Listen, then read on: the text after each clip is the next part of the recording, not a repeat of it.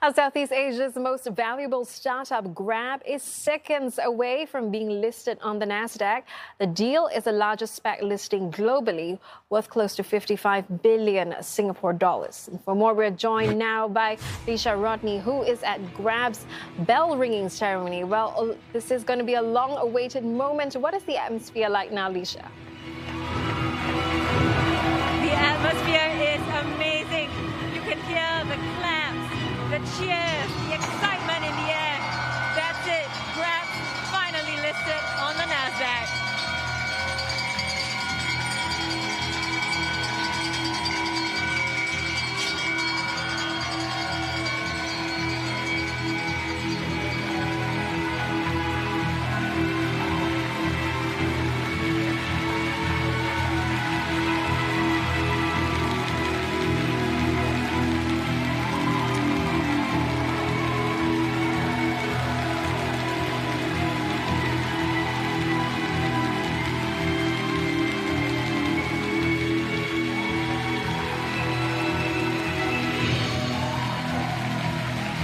This is history in the making. It's finally happened. Grab is officially listed on the Nasdaq.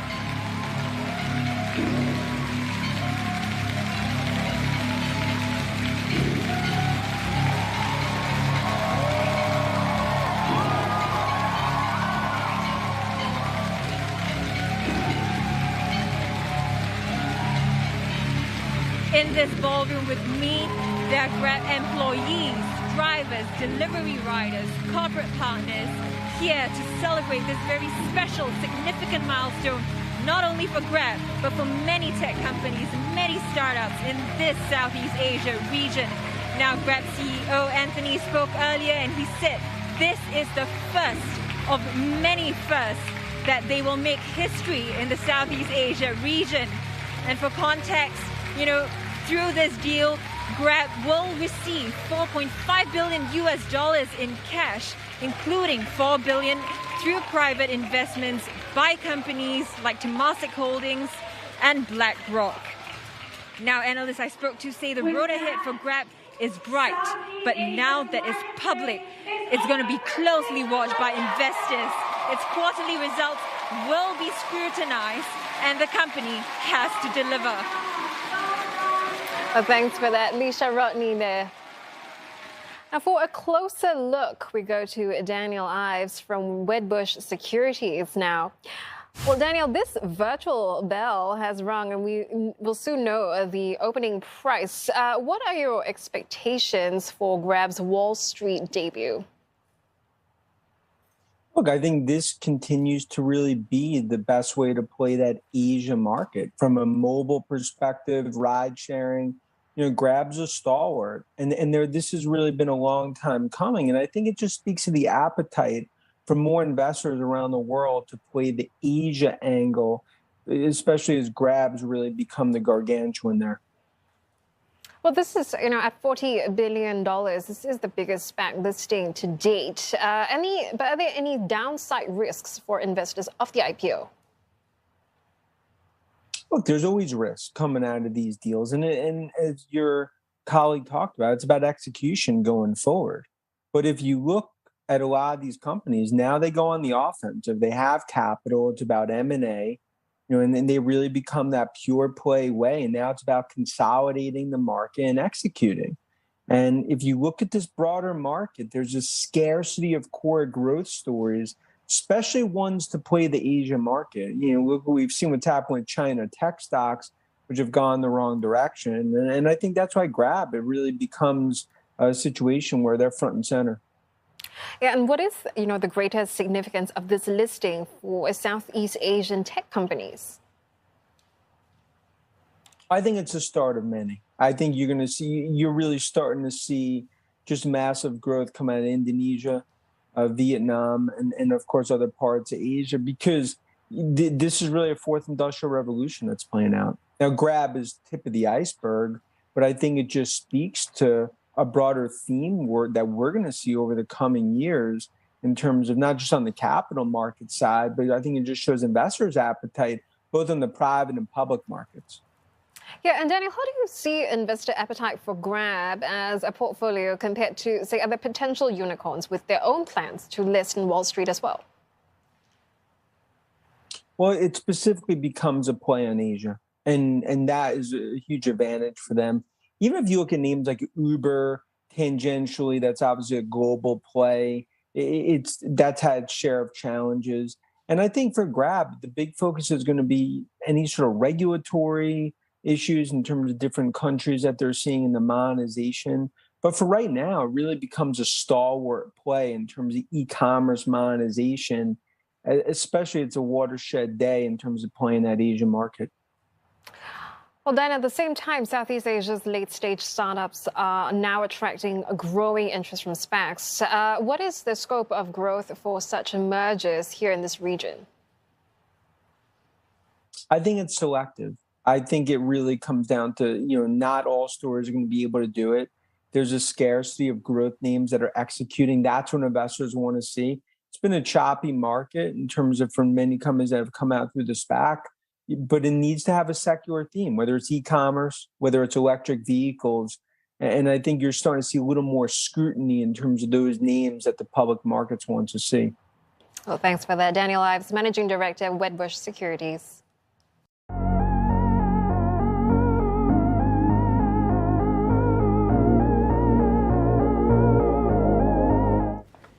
Hi, this is Cayden from VIA Value Investing Academy. Now, welcome to another evening of our VIA Deep Dive series. And this evening, we're going to talk about this company, Singapore's company that was listed on NASDAQ called Grab. I think this company everybody would know, right?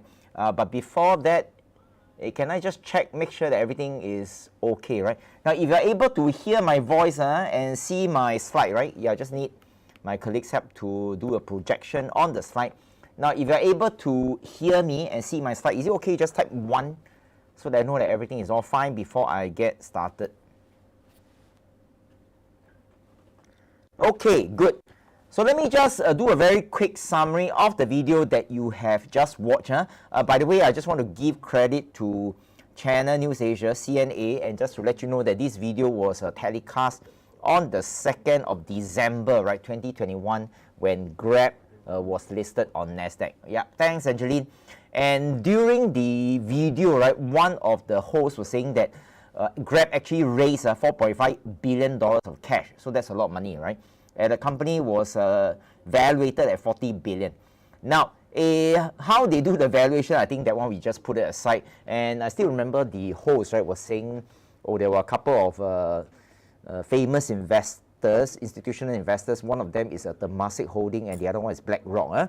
Now, before we carry on, we just have to be careful that when Temasek invests in something, right, it doesn't mean that all of us should invest in something. So you have to be very careful. They are using other people's money, but you are using your own money. So it has to be very careful. So it doesn't mean that if Temasek Holding buys something, is something that you should do. You should do, Now, so that is the video that I played. So let me just do a very quick recap of what has happened. Now, during the video, there was one part where the lady, the host, was saying that when Grab got listed in New York Stock Exchange, it's the largest SPAC deal ever in the entire world. So what does SPAC means? You can see here, right? There's this short form called SPAC.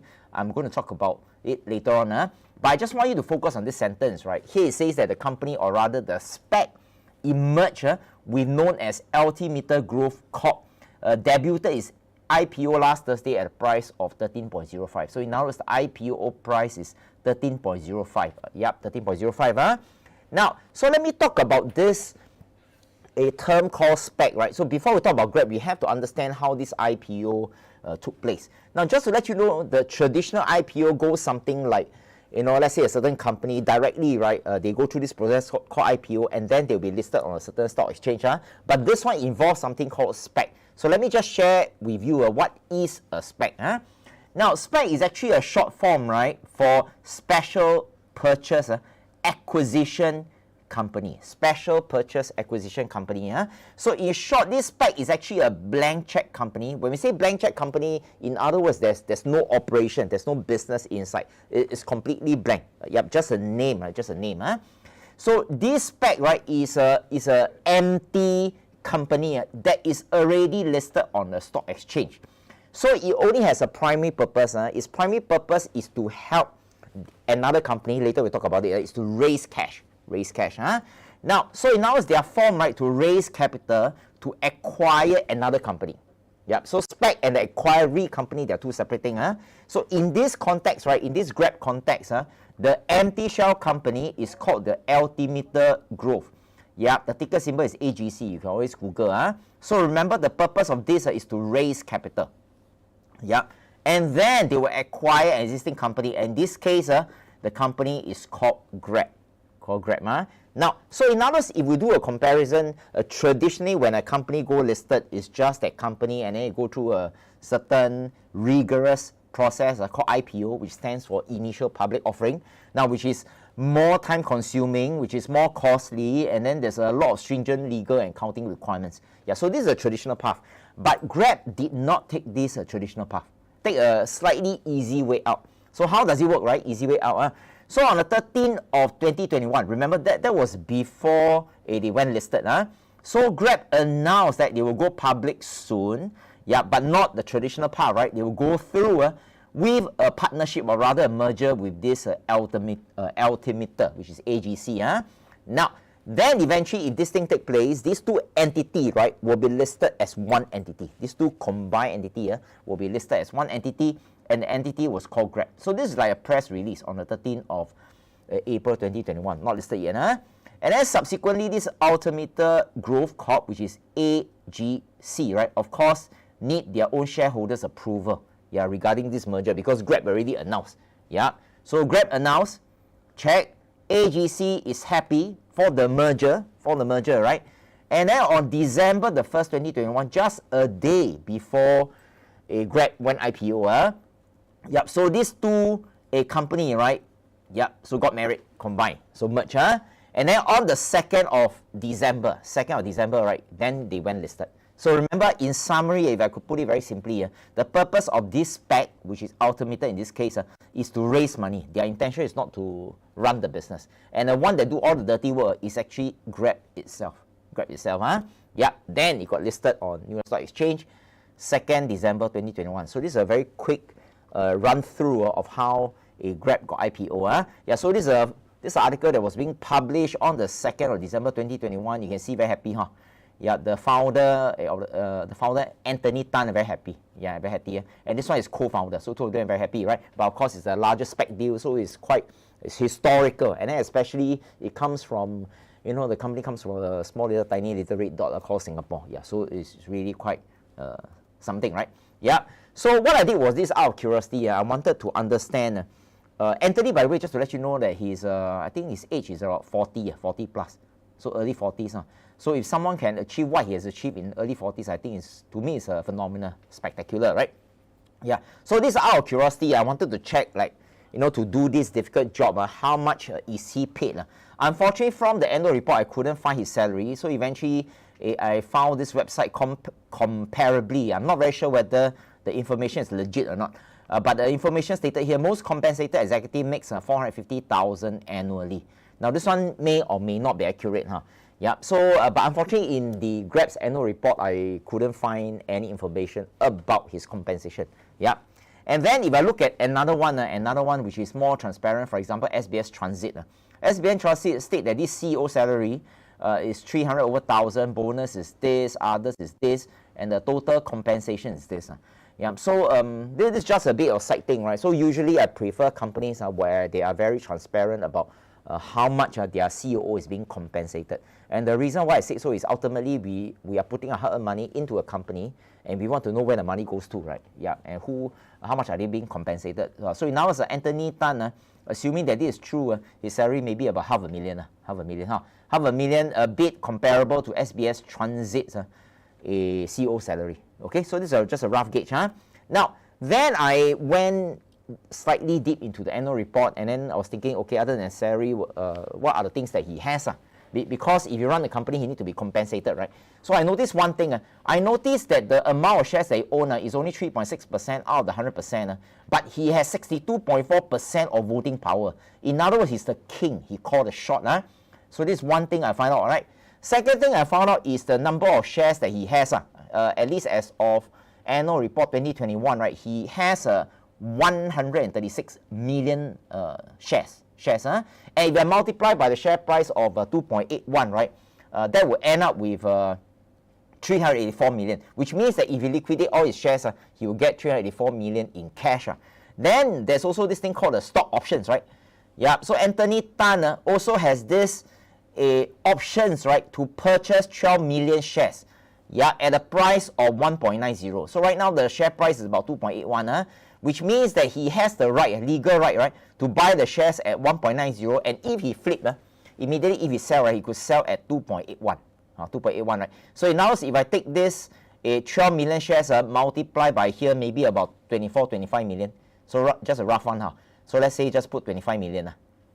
Yeah, 25 million, right? So if I add this up, I think it's about US 400 million. Rough one. Rough one, right? Okay, so let's talk about his shares that he owns and the stock options. So in short, Anthony Tan is very rich. In short, yeah. So he's very rich. So now the question is, are the shareholders very rich?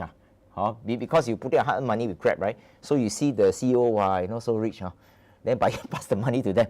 So are the shareholders very rich? You just need to look at the share price, right? So since IPO at 13 bucks, it has fell by negative 78.5%, right, to the current share price of about 2.81, which means that those people who bought during IPO, and I have no idea who, right, those people who bought during IPO, and if they didn't sell, if they didn't cut loss along the way, yeah, and then they're still holding on at 2.81, which means that in order for them just to break even, don't even talk about make money, the share price has to go up by 364.4%. Yeah, and then if you look at the relationship between the earnings of the company and the share price, so what does it tell us, right? It can only tell us that in order for the share price to go up, the earnings, or rather the profit of the company has to go up.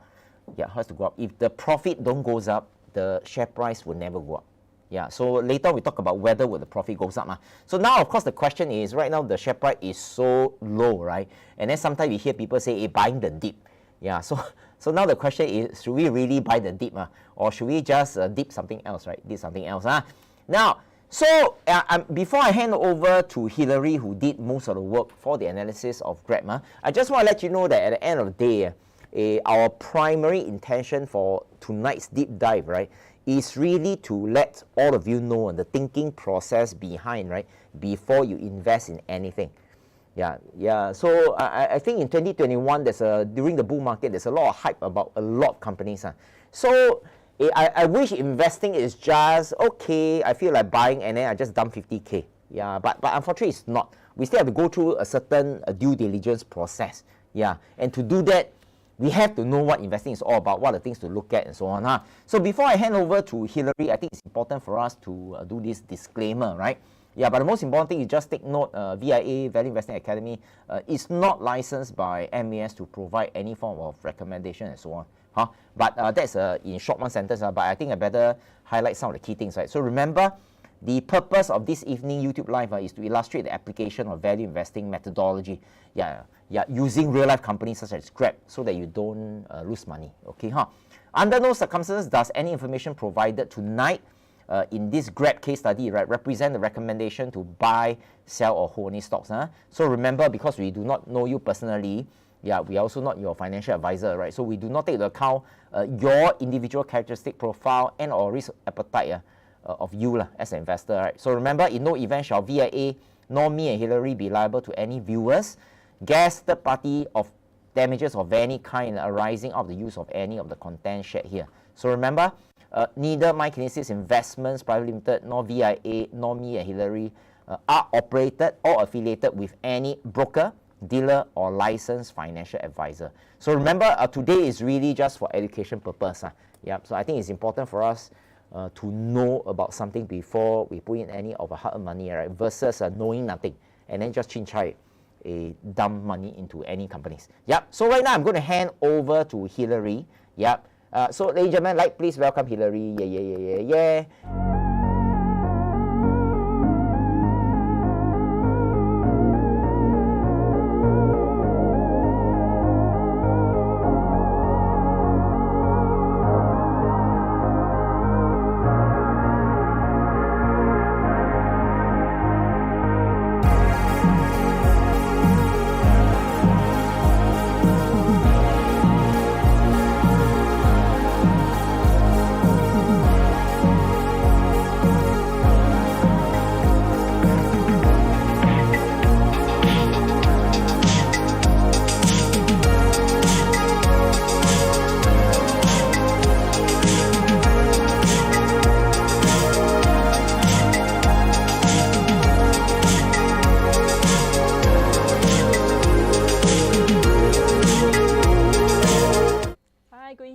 everyone, this is Hilary here. So welcome back to our another deep dive series. So today we'll be doing Grab. The reason why we decided to do Grab for this session is because when we were doing our previous research on C Limited and DBS, which are all banks, we realized that Grab is also another recipient of the digital bank license. So we got curious, like, what else does Grab do besides getting a digital bank license, and how far can Grab go with this digital bank license? So with that, we decided to investigate into Grab, and here we are. So now, without further ado, let's deep dive into this company. Okay, so first off, Grab is Southeast Asia's leading super app platform, and it is known as the Everyday Everything app. So what does this really mean? Because Grab operates across 4 segments, which is deliveries, mobilities, digital financial services, enterprise and new initiatives. So it's available across 8 countries in 480 cities in Southeast Asian region for now. And also they are the category leader in GMV, which is gross merchandise value in food delivering and ride hailing. So GMV is actually a short form for gross merchandise value, which means that the monetary value that transacts over the Grab platform. So TPV is total payment volume, which is similar to GMV, but this is in terms of payment volume that transacts over the platform. And they launched their IPO in 2021 at $13, and their ticker symbol is GRAB in NASDAQ. Actually, they introduced this term called double bottom line. So whenever people say bottom line, it actually means net income. So whether it's a company making a profit or making a loss. So for Grab, they have this double bottom line where they not only focus on the financial performance, they also focus on the social impact, which is economic empowerment, whether what they do is able to empower other people to benefit from their platform. So now we'll have a quick jump into their history. So earlier on, Cayden shared that Grab is from Singapore, but actually, so now we will see through key milestones, product expansion, which covers the 4 segments, and also country expansion. So Grab actually started off to offer a Grab taxi in Malaysia in 2012. It's because during that time, it was a bit dangerous for the ladies to take taxi at night. So with that, they launched this in order to provide a safe service for people to take a ride. And then subsequently, the next year, they further expanded into Singapore, Philippines, and Thailand. And 2014, they started to offer some of the products such as Grab Car and Grab Bike in some countries. And they further expand to other Southeast Asian in Indonesia, Vietnam. And also they keep on expanding the products, like for example, Grab Express, Grab Share. So now in 2017, their gross merchandise value actually exceeds 1 billion. So that means starting there's a lot of people using their platforms and transact over their platform. And now they started to introduce Grab Pay, which is a digital financial service. For this, it's kind of like an e-wallet. So you put your money inside the e-wallet and you can spend from that e-wallet. And they also further expanded to Cambodia and Myanmar in 2017. Then in 2018, the GMV actually accelerated to $5 billion. And they actually acquired Uber, which is one of their rival in the ride-hailing business in Southeast Asian region. And then they further expand their product offerings. And 2019, it doubles for their GMV, and their net revenue is actually more than 1 billion. And they still further expand even more products. And in 2020, they also received the awards for digital banking license in Singapore. And with that, they can offer even more services. So this is the short history about Grab. And now we will look into what are the products or services that is being offered by Grab. So first off is delivery, where they deliver food, groceries, and also package delivery. And mobility, where there's different kinds of vehicles that consumer can choose from. And financial services such as digital payments, loans, insurance, and also investments. And recently they launched a new segment which is called Enterprise and New Initiatives. So what is it about? So it's more on Grab apps, provide a Grab app advertising service for the merchants, and also some lifestyle service offerings, but this one is being provided by the third-party service providers. So consumer can actually book flights, hotel, or some lifestyle attractions like attraction sites through Grab.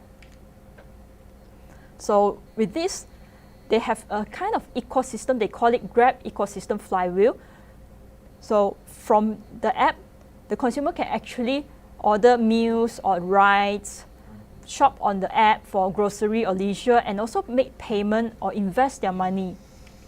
So this is how the ecosystem flywheel actually looks like. So when Grab offer more services and provide ease of access, there will be more people enjoy using their platform, and thus there's more spending. So when there's more spending, there will be more orders and more deliveries. So there will be more merchant partners and from F&B or e-commerce, and more partners to do the deliveries or taking the right orders. And with that, Grab will be able to offer even more services to the consumers, and this cycle keeps on recycling. So this is how the ecosystem works. And now we'll look at the first segment, which is delivery. So for delivery, they not only deliver food and groceries, they also help to deliver packages, which is under Express. So these are some of the key offerings from Grab under the deliveries. So for consumers, they can order food, order groceries, or deliver their packages to certain locations. And drivers will help to deliver all these orders. And merchants can also sell their products on the platform or deliver their products to their customers via Grab. Whereas for mobility is taking a ride. So these are some of the key offerings under Grab. So consumer can order the ride from point A to point B, and drivers, they can drive to pick up the consumers and drive them to their desired locations. So right now, how do we know that? We don't know that what are the services or products being offered by Grab, but how does this actually really works in the Grab platform? So first off, the consumer wants to order food or groceries, but because during pandemic they cannot go out of house, so they have to do this at home. But how are they going to order this? And now there's this entrepreneur, they have the products that they wanted to sell, but there's no customer coming over to them, or they are unable to sell the products to customer directly. So how are they going to do that? So with that, here comes Grab platform, where the entrepreneurs can sell their products on the platform, and the consumer can order from their handphone, and the order goes to the entrepreneurs. And now the entrepreneur can send the products to the riders, and from the riders, they will send it to the consumers directly. So this is the first way how the delivery actually works. And now, next, if let's say the consumer has some packages they wanted to deliver, or they wanted to take a ride from point A to point B, they can also use the Grab to order the ride, and then the driver will come over to pick them up or pick up their delivery, and then make the delivery.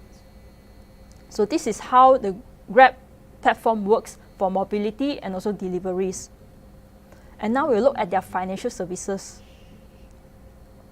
So for financial services, for consumers, they are able to use it for two payments, such as e-wallets or the MasterCard. And right now they have a pay later option, which means that when they purchase the product, they can do it in an installment basis. That means they buy now and then pay later in about 4 installments. Other than that, they can also purchase insurance like the travel insurance or maybe ride cover, because Grab is a ride-hailing app, so they actually covers their ride, and also investment, which is something new. Whereas for drivers, they can also use the platform for making payments and also for fuel card, because when they drive the car, they need to refill the fuel for their cars, and also they have the pay later options, and also insurance like for car insurance, injury insurance, and also loans. And whereas for merchants, Grab offers them to provide services for online payment or offline payment, or even pay later options for their customers. And they also provide loans for the businesses, so that they are able to run their businesses efficiently without the worry of having not enough cash flow. Okay, so because we as investors, we like to invest our money. So when I saw this investment option, I got curious, like what kind of investment can I do over the Grab platform? So with that, the first one that I researched on is actually auto invest. So what does it mean by auto invest? So it means that whenever you make a purchase over the Grab platform, you are able to invest starting from $1 onwards until the amount that you are comfortable with. So with every transaction that you do, whether it's Grab Ride or order Grab Food or shop on GrabMart or even pay via GrabPay, you'll be able to invest for every of your spending and earn up to 1.18 percentage per annum, but there's a star there is because that one is an estimated, it's not guaranteed. And the other one is called Earn Plus. So what is the difference between Auto Invest and Earn Plus? So Earn Plus means that you earn 2 to 2.5% per annum on either cash, meaning that you have extra cash, you don't know what to do. Usually people will put it in fixed deposits, but here you have another option where you can put the amount of money inside this Earn Plus plan. So for this, they actually invest in a low-risk portfolio funds that is managed by Fullerton Fund Management and UOB Asset Management. So this is the difference between Auto Invest and Earn Plus. Auto Invest is that you get to invest for every time when you spend, but Earn Plus is that you earn the interest for every of your either cash. Okay, so next we will look at enterprise and new initiatives. So first of the services that they provided is Grab Ads, where they provide online advertising on their app platform, and offline advertising where you see there's like the billboards on the cars or some of the billboards by the bus station. And another thing is Grab Defense, which is something like a cyber security where they provide cyber security services to the enterprise to prevent fraud. Because sometimes when people are doing transactions over online, people might do some funny things over and then cause some fraud. So this one is kind of protect the merchants. And also these lifestyle services where consumers can actually purchase attraction tickets or book their flights and hotels over the Grab app. So when you get your app and then you scroll to your right, you'll be able to see there's a lot of other options such as attraction sites or bookings. Okay, so right now we wanted to know that how does Grab actually perform, and there's a few metrics we can actually look at. So for Grab, they focus on the double bottom line, which is to deliver a good financial performance, and also the social impact where they provide earning opportunity for self-entrepreneurs, like for example, Grab drivers or Grab delivery riders. But for this session, we will only focus on their financial performance. So the first key metrics that we will look at is called monthly transaction users, which means that the number of users that are using the Grab platform. Because earlier on when we are looking at the ecosystem flywheel, when the flywheel only works when there's a lot of users using the platform. So we see that from 2019 until 2021, there was a drop in the MTU. So why is that so? It's because during that period, it was the COVID-19 pandemic where everyone has to stay at home. So that's why the mobility MTU have quite a sharp drop, which causes the overall MTU to drop. But if you look at the deliveries and also the financial services, they are actually increasing. However, because right now it's now at the endemic stage where almost everywhere is starting to open up, so people can start to take rides again. So we see that the MTU, based on the latest figure in Q2 quarterly report, they actually increased up to 32.6 million. So it's starting to get back up. Okay, so now the next key metrics that we are looking at is the gross merchandise value, which is GMV that we see earlier. So in short, it means that how much is the monetary value that transacts over the Grab platform. And the next one that we will look at is the total payment volume. It's something similar to GMV, but this one is value of the payments through the Grab platform. Okay, so this one is pulled out from their annual report. So we see that the overall GMV actually increases, even though the mobility decreases. But we see that the other GMV, like the deliveries, financial services, and the latest enterprise and new initiatives actually increases. So right now we will look at the latest result for Q2. So we see that the deliveries is increasing, mobility is get back up again, financial services is also increasing, and the enterprise and new initiatives is increasing. So everything looks quite good for Grab right now, because right now at endemic stage, everywhere is open up, so people have able to spend or maybe go out. Okay, right now, this is the part where we are interested in. How do they make money and how much are they making? So first off, for mobility, there's a customer, they wanted to go from point A to point B, so they use the app to book a ride. So this is what we see as consumer when we are trying to book the ride. So the initial payment is about $14 after add on some fees, cost of ride. But then there's this incentive that is being offered by Grab, because in order to attract consumers to use their platform, sometimes they might offer some incentives. So with that, the consumer will pay $13. So right now, there's the driver come here to pick up the customer. So what they see on their site is that they will be receiving $14 as GMV, but then they will need to pay the commission, like for the platform fee or some other types of fee, to Grab. But Grab will still offer an incentive to the drivers to attract them to drive on their behalf. So with that, the driver will be receiving $12.40. So right now, how much is Grab earning? So right now the commission is $2.60, but then we need to minus off the incentive that is being offered to the driver partner and also the consumers. So end up the revenue that Grab earns is about 60 cents. So this one is an example from mobility. So right now we'll look at delivery.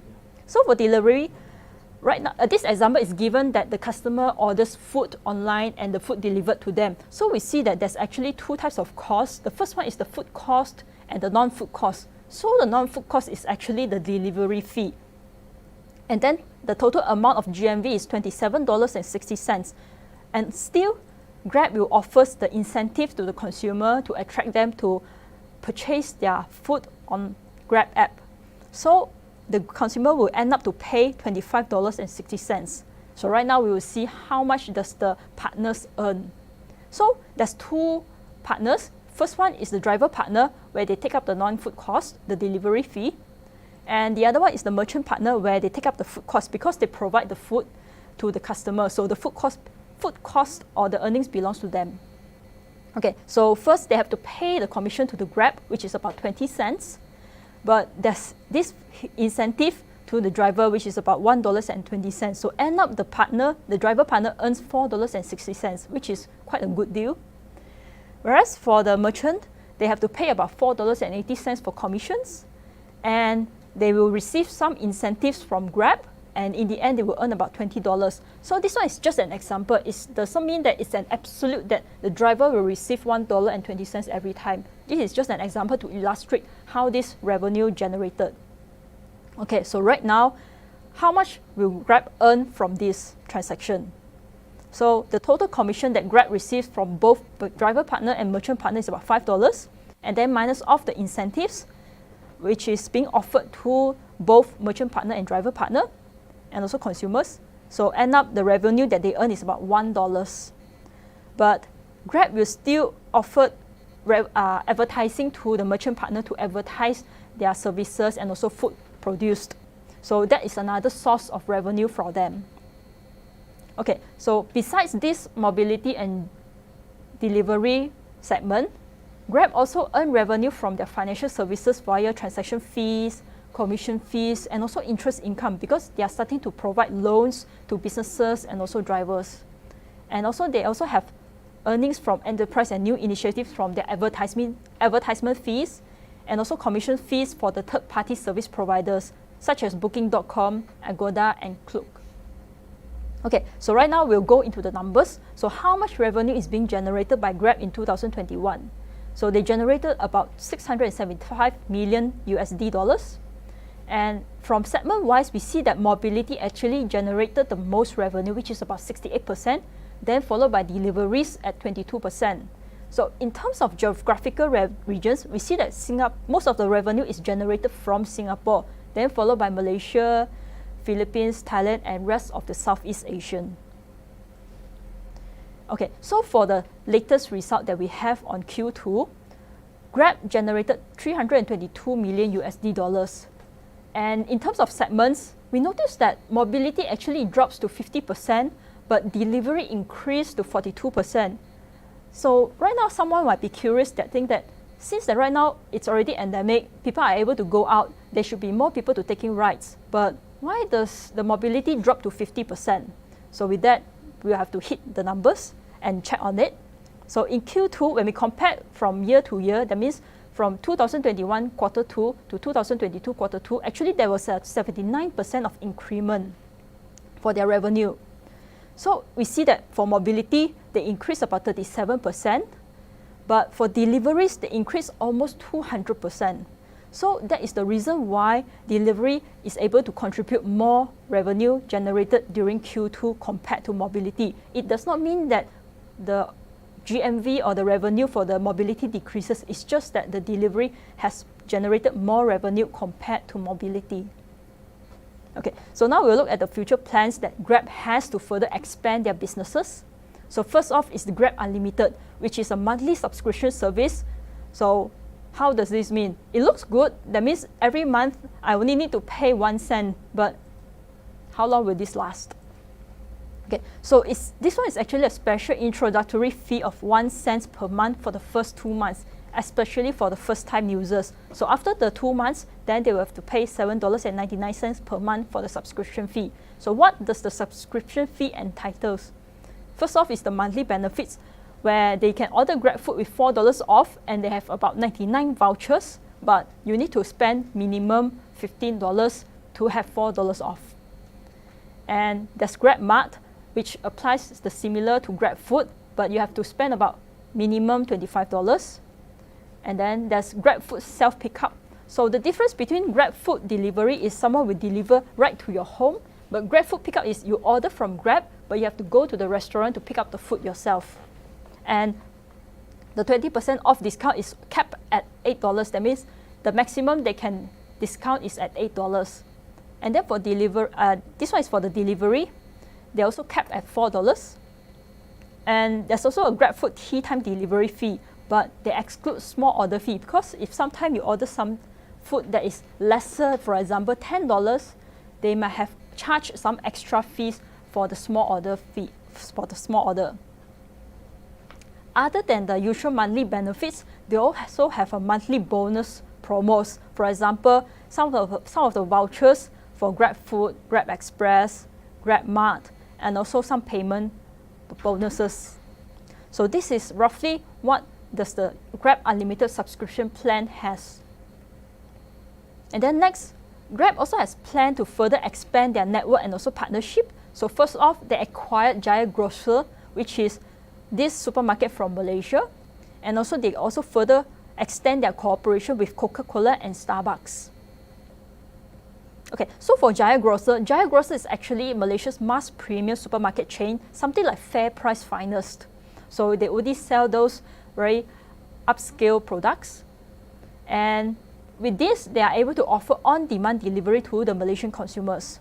For Coca-Cola, they wanted to accelerate the merchants' digitalization in Southeast Asia region, which means that they wanted to assist the retailers on board on the Grab Food or Grab Mart, so that there will be more merchants to offer their products on the Grab app, and also to help the retailers to expand their digital customer base, so that customers can easily order their products over Grab app and then deliver to them.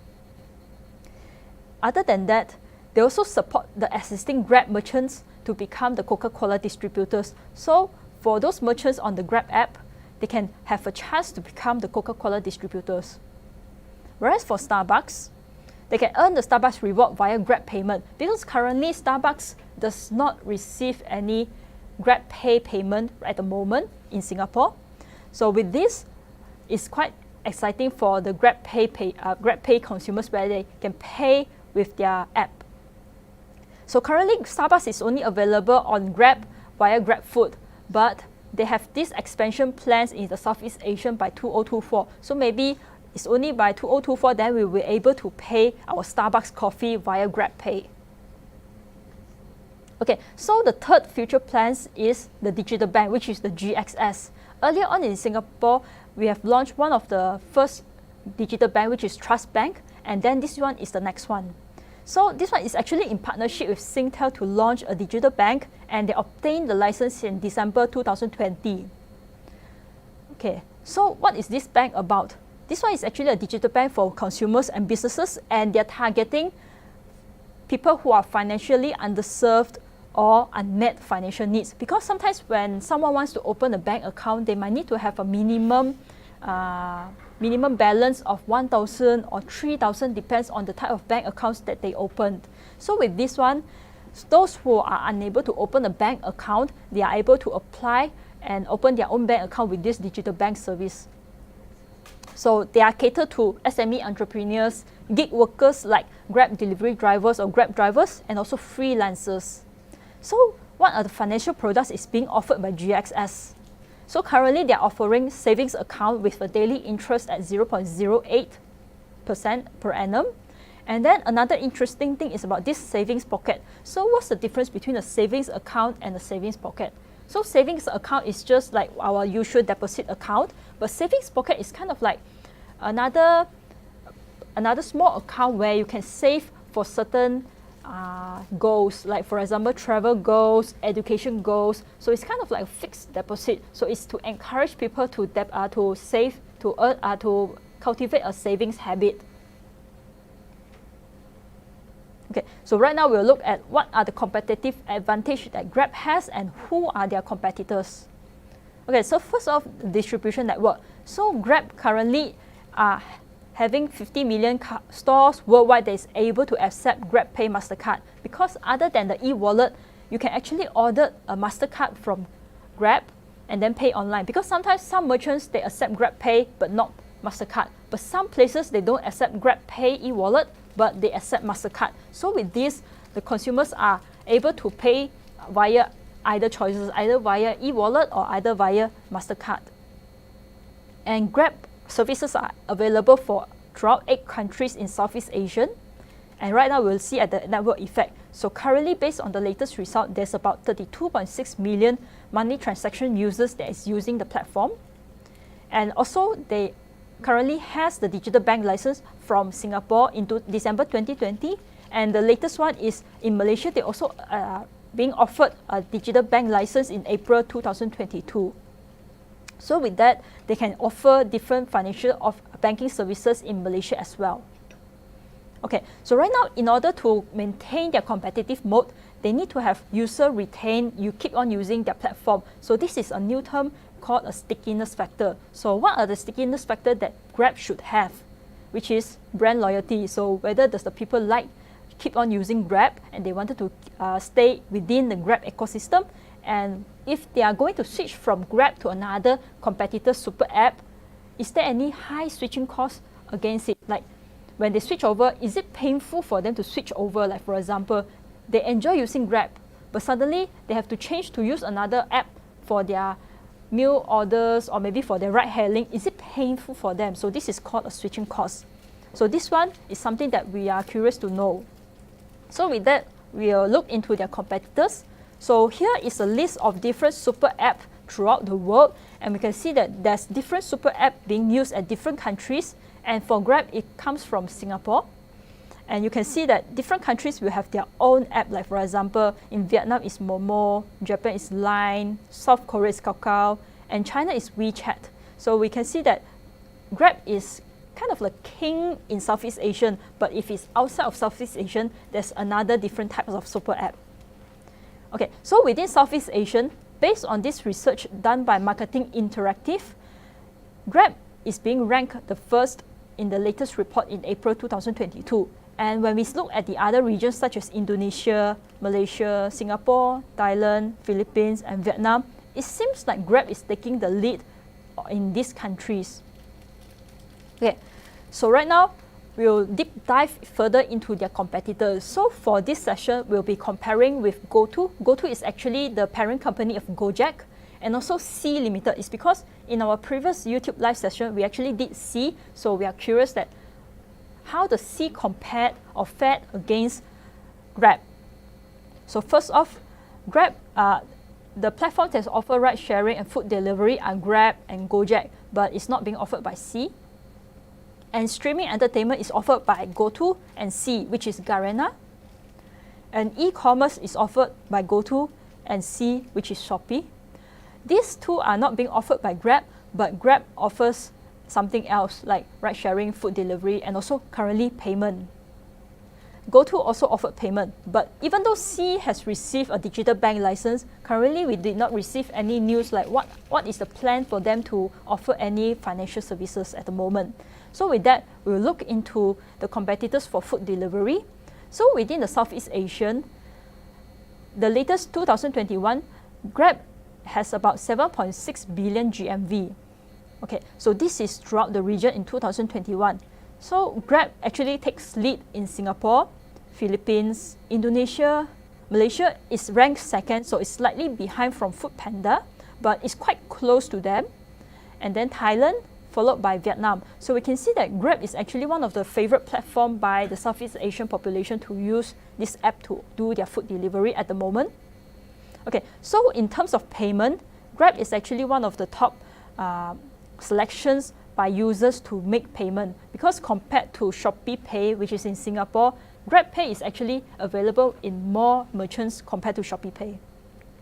Okay, so now in Singapore, we see that in terms of e-wallet, there's a lot of wide variety of selections. So Grab Pay is actually in a very tough competition against with other mobile wallets. But one thing interesting about Grab is that you have a choice to pay via e-wallet, which is scanned via the QR code. Another way you can pay is by the MasterCard.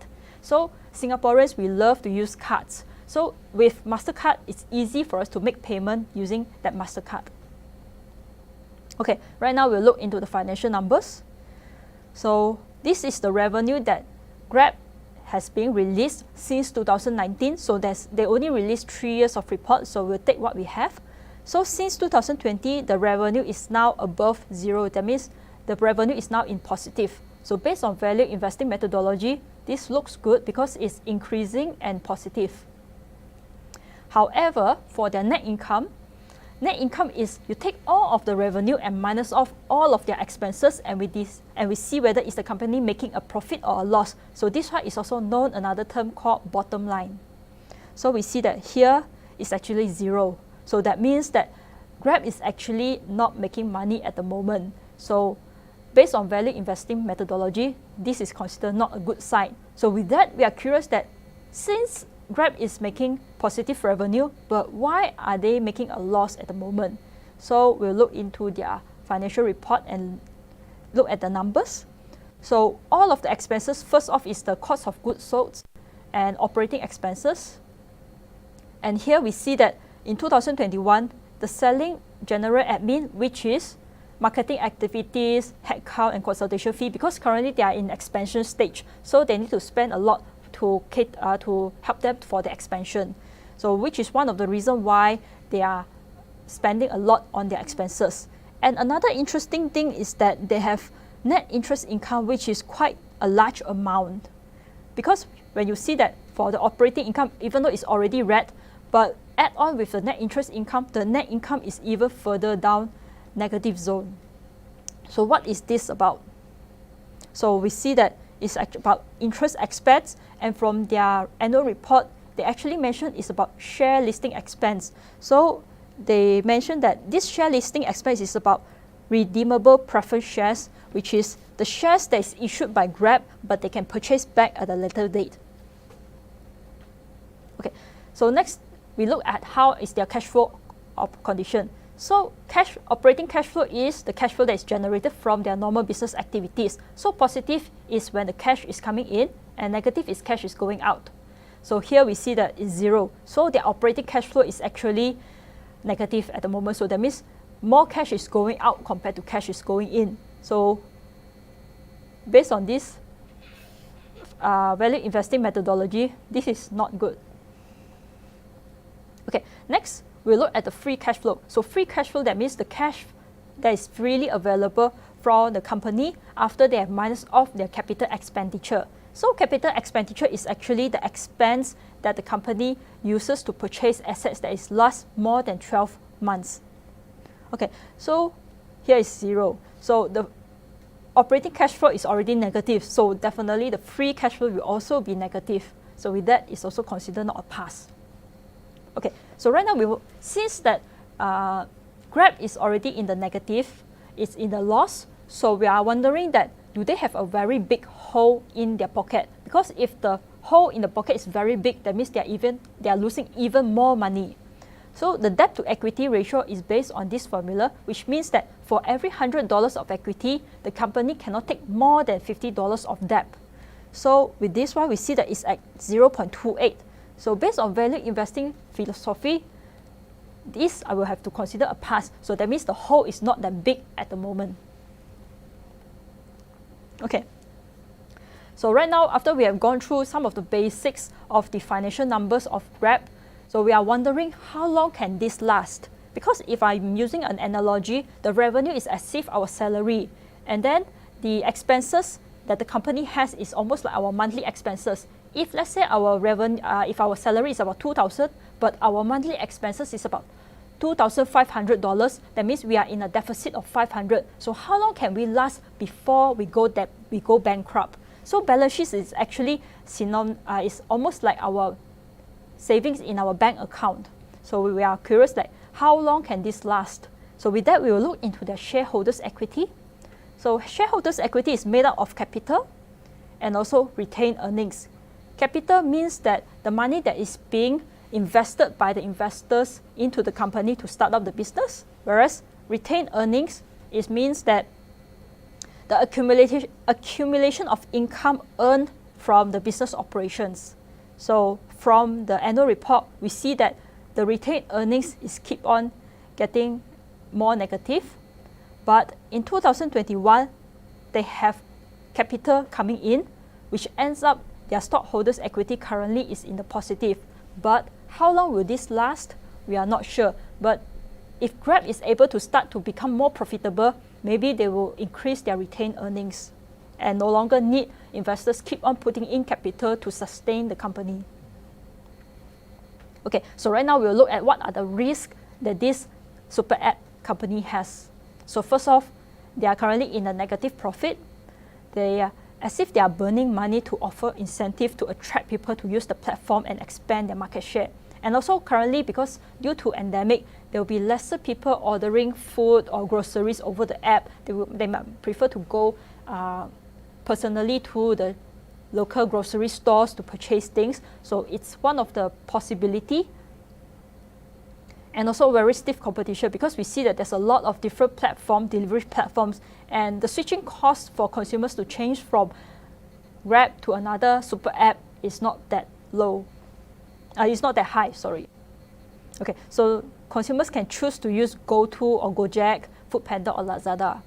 And this one is that a new strategy offered by Grab may not work. It's because in 2020, Grab actually launched dark store. But then in 2022, they have to close the dark store. So what is actually a dark store? So a dark store is actually a micro fulfillment center for rapid online order. This is the general explanation. So in short, it means that it makes it simple for the online shoppers to receive goods that they purchase. That means when they purchase things online, then the fulfiller, for this case is Grab, they are able to collect their orders and then send it to them immediately. It's kind of like a store warehouse, which is a small local stores where there's no consumers. So you can see from the pictures like there's a lot of products, and whenever they receive the orders, they can just take up the products and then deliver to the customers.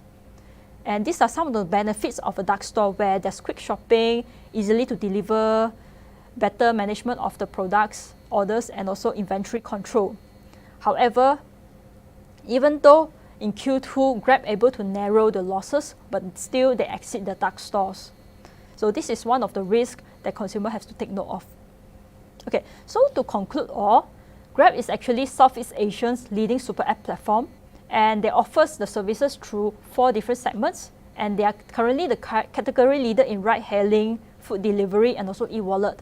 But something that consumer need to take note is currently they are in negative profit, which is they are currently losing money, and they have stiff competitions with other super app, and some of the new strategy that they launch may or may not work. Okay, so with that, I have ended my sharing for today, and I hope that you are having fun to learn more about Grab. And with that, I'll pass back to Cayden. Thank you.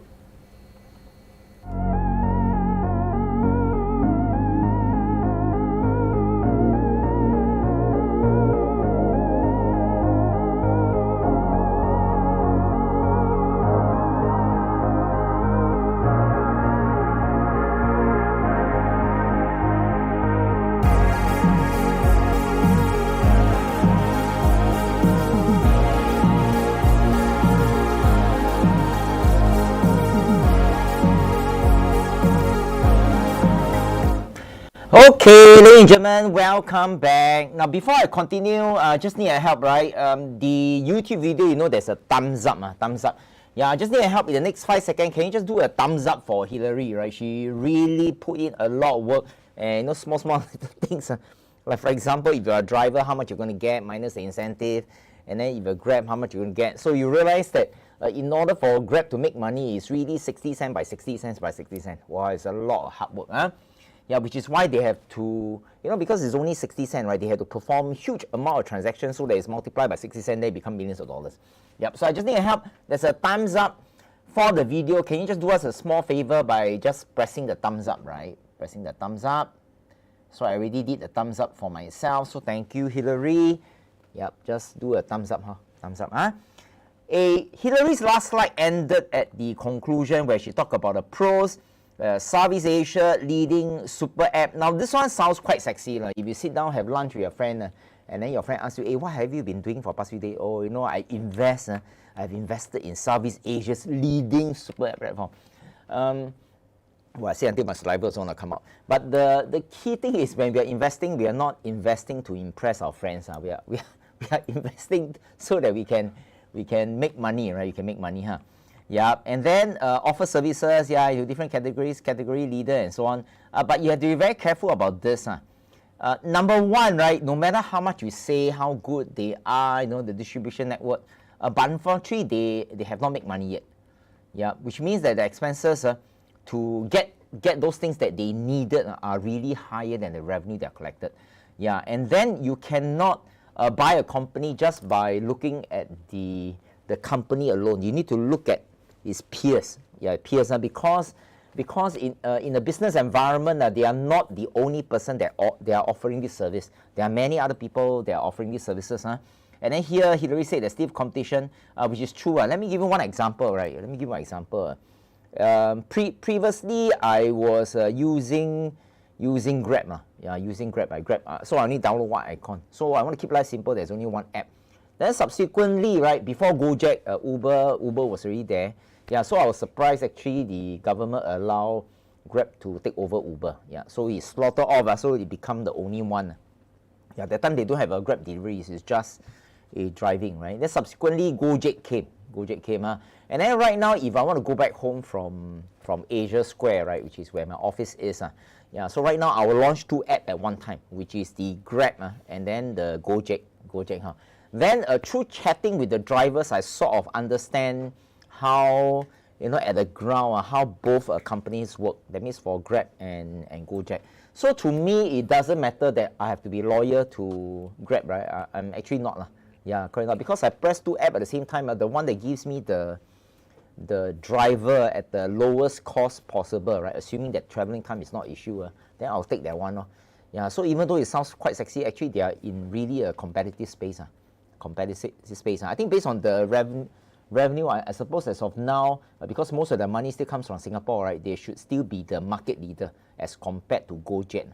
Yeah, but in future, it's really quite hard to say, Yeah, quite hard to say, So far, yeah, it sounds quite nice qualitatively, right? But the numbers hasn't shown yet, Yeah, so let's play a small little game. So every time after our deep dive, right, especially Hillary's presentation, at the end of the day, buy or don't buy, right? Yeah, so I'm going to use Charlie Munger's framework, which is the Vice President of Berkshire Hathaway.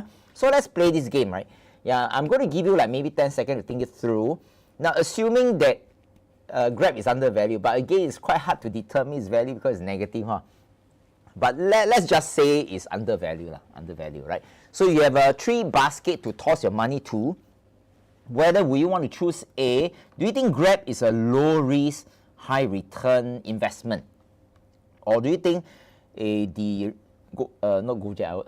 Grab is a high risk, high return investment, or do you think that the Grab is a high risk, low return, or almost no return investment? Yeah, so I give you maybe 10 seconds to figure that out, right? Yeah, so is there a poll? Yeah, there's a poll. You just select either A, B, or C. Yeah, later I'll share with you my thoughts. Yeah, because there's still some more information, right?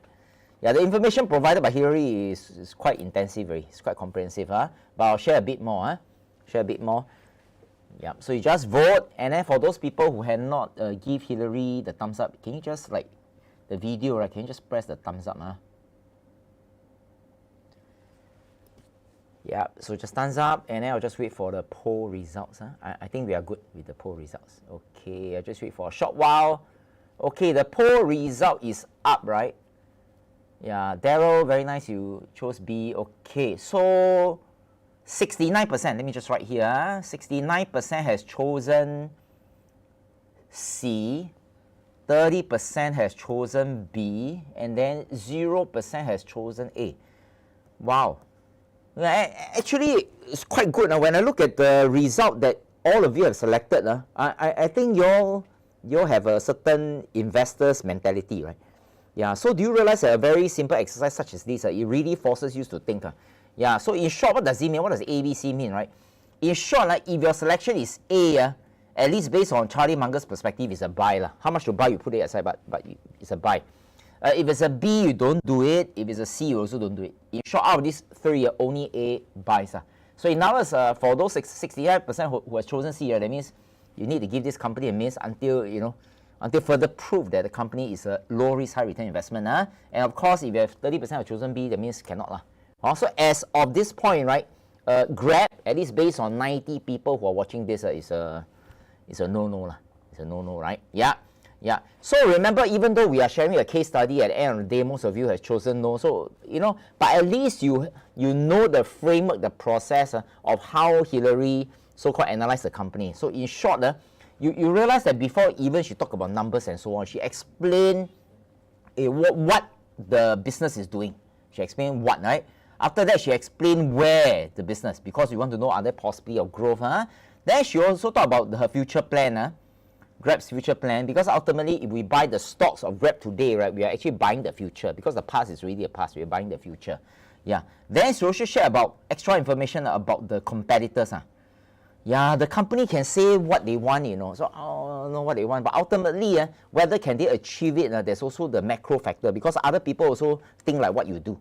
Yeah, other people also want to do delivery. Do you know that right now, right, I think a couple of months ago, this Malaysian airline called Air Asia. Air Asia also want to do delivery, I mean, all along you're flying, right? Why, you're competing in air, right? Now land also want to compete. Yeah, that. Yeah, but of course Air Asia know that it's going to be hard to compete with Grab, but it seems like the barrier entry not very high, that anybody can do delivery. So I find it appears that there's a, how should I say, at first I thought the barrier entry is very high, but in the technology world, it doesn't seem to be so. Yeah. So what are my thoughts? Later I'll share, right? But I just want to let you know that other than Grab, which is a Singapore company listed in US Stock Exchange, there are many other companies. So for me, if I buy Grab, I don't think I can sleep. Even though one share 2 point something, right, I can buy one share. Yeah. But what for, right? What for, Yeah. Yeah, so in the next couple of minutes, I just want to share with you some of the companies that I think are far more superior than Grab. And the interesting thing is their ability to produce earnings are much more predictable than Grab. Grab is still like uncertainty. Yeah, you're buying a lottery ticket and hope for the best. But I think in investing, when you put your hard money, you want certainty and predictability. So just to let you know that other than Grab, which is a Singapore company, we have discovered actually for the past 2 years, since the pandemic, right, we have discovered about 34 companies where the profits are predictable, definitely positive. And out of these 34 companies, 25 companies, which is 74%, they are still undervalued today. So these are companies that are listed as SGX, but they could be companies from various countries, but they are listed as SGX. So this is about our 2.5 years of work, almost 3 years of work. Because this is 2020 out of 2022. Yeah, and out of the entire Singapore's, one of them is the companies listed as SGX, there are about 780. So out of 780, we can only find 34. Yeah, over time it's going to get more and more difficult, but this to us is the best of the best. Yeah. So why do I share with you this table? Because in case you're not interested in Grab, and then right now bear market, you want to find something that you are interested in, but you don't want to do the work like Hillary has done, because there is so much work. Now the good news is today, right, you can have instant access to all the 2.5 years of work, right, tonight, without going through what Hillary has gone through, which is the amount of work. That's really amount of work. So you can have instant access today, so that today when you log in, you'll be able to hear, right, people like Hillary, she share about the case study, the detail, the numbers, and so on. And then, of course, it comes with the intrinsic value and so on. So, but before that, let me just share with you some of the challenges faced by any investors. Yeah, you want to search for a company, even though in a SGX there's about 780, also not easy, not easy, especially if you're a newbie. Second thing, right, even if you have hearsay some company like Grab, now do you know whether is it good or bad? Yeah, so for those people who are not our graduates, yeah, if you're seeing this for the first time, wow, you'll be mind blown. Wow, so much things. I didn't know investing is so much things. Of course, what? Of course, investing is so much things. Yeah, so if you spend 1-2 hours trying to look for a computer, right? Yeah, in which you pay 1,000 plus. Imagine you put 10,000, 100,000. Am I right to say that correspondingly the effort should be more? Yeah, it's not difficult. It's just a bit laborious, right? Yeah, then assuming that you have found a good company, yeah. So now the question is, 2.81, should I buy? And then even I buy, should I exit? Yeah, so there's a lot of knowledge involved so that you can confidently put in the money. And this is why we are here, we are an education company, right? So we want to tell you, how to, the framework of analyzing a company and so on. And of course, ultimately, it's impossible for anyone, including me and Buffett, to know all the companies in all industries. Impossible. We just have to focus on a few. And because these are the challenges that's faced by you and me, as well as any people that are walking on the street, yeah, we have no other choice to form a superhero that was way back to pandemic to help all of us. Yeah, so that, these people got superpowers, right? Yeah, so when I meant by superpowers, that means these are all team VIA, they are all our team members, and they are here to help to analyze companies and provide them as illustrations for you. Now, for example, what will they do for you, right? Number one, they will go through the screening process and then search for some of the companies that fits under the value investing framework. So that's the first thing that they will do, right? Then the second they will do is, of course, from the angle of value investing, they have to evaluate whether is this a good business or a bad one. But because our role is to do filtration role, so of course bad one will not be inside. So we slaughter off the bad one. And usually good companies are about the 5% of the entire 780. So it's really the best of the best. Yeah, then ultimately, as an investor, right, yeah, we need to know what's the intrinsic value. Intrinsic value will give you the benefit of providing the entry point as well as the exit point. So this is very important. And then, of course, ultimately, you also need to know as investors how to form a portfolio. So we provide the education, all these companies analysis, as illustration, or what are the things that you can do. Right? So for those people who are already our SG case study subscriber, you will know. But if you are not yet, let me share with you, right?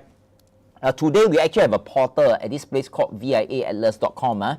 Yeah, for our subscriber, right? If let's say you are SG case study subscriber, or if you are not and you wanted to, right? Yeah, so today if you become a subscriber, you just need to click on this button.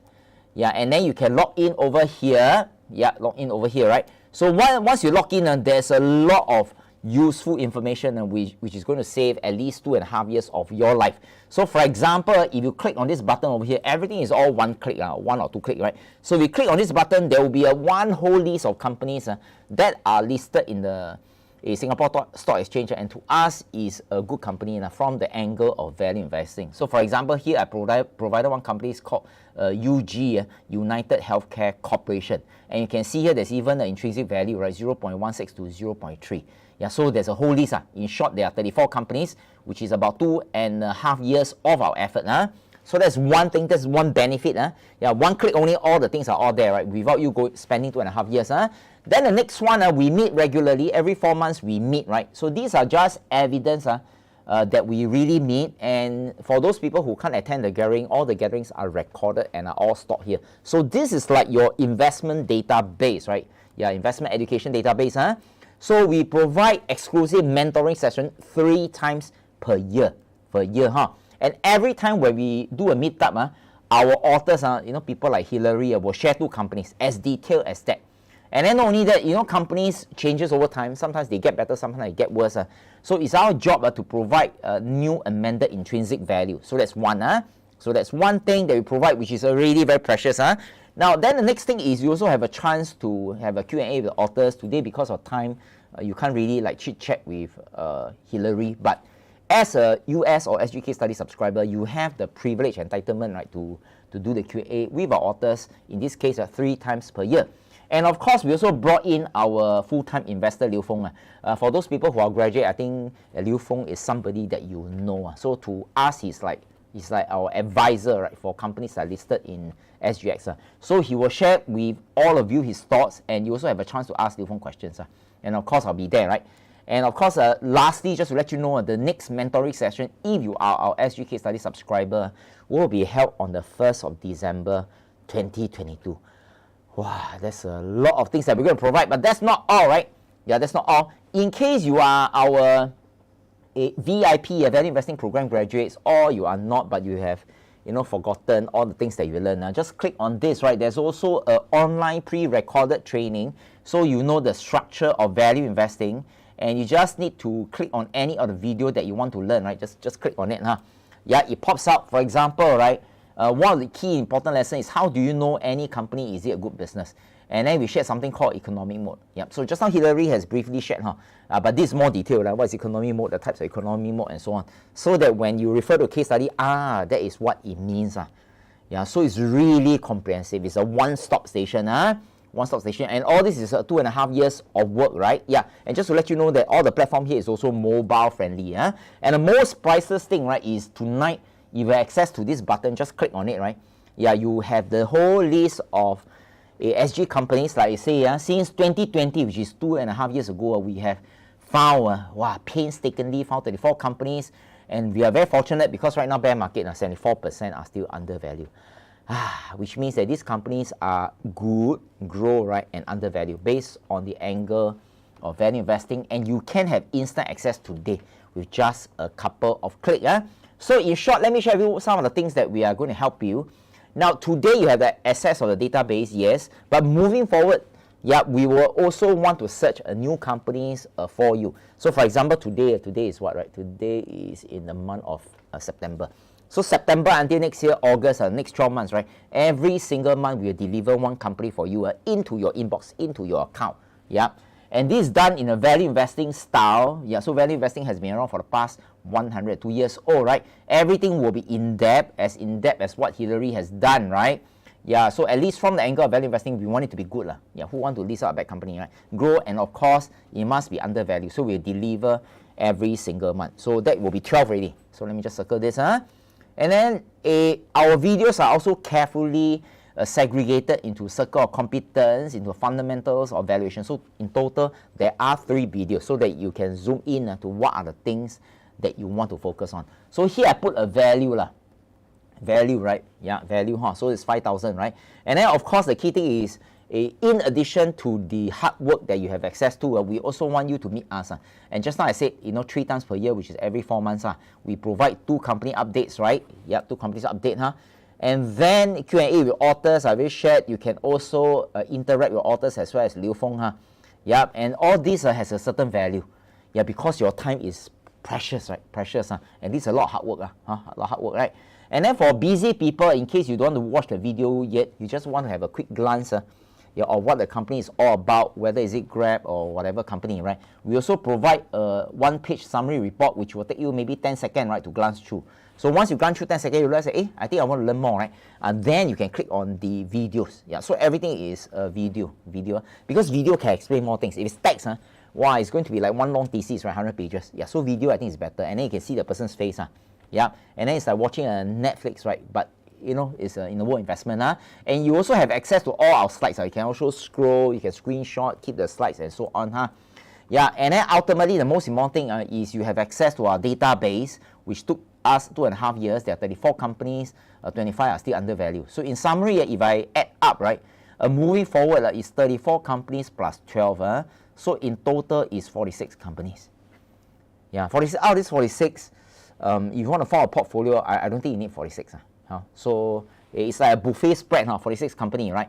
Yeah. So in summary, if you're interested in accessing to this database of ours, which is worth 3.5 years, because 2.5 years of hard work plus 1 year forward. So in total, 3.5 years of hard work, right? The value as in what we're going to pass it to you will be worth more than 13K as value. Yeah, 13K. So we don't want to hype up.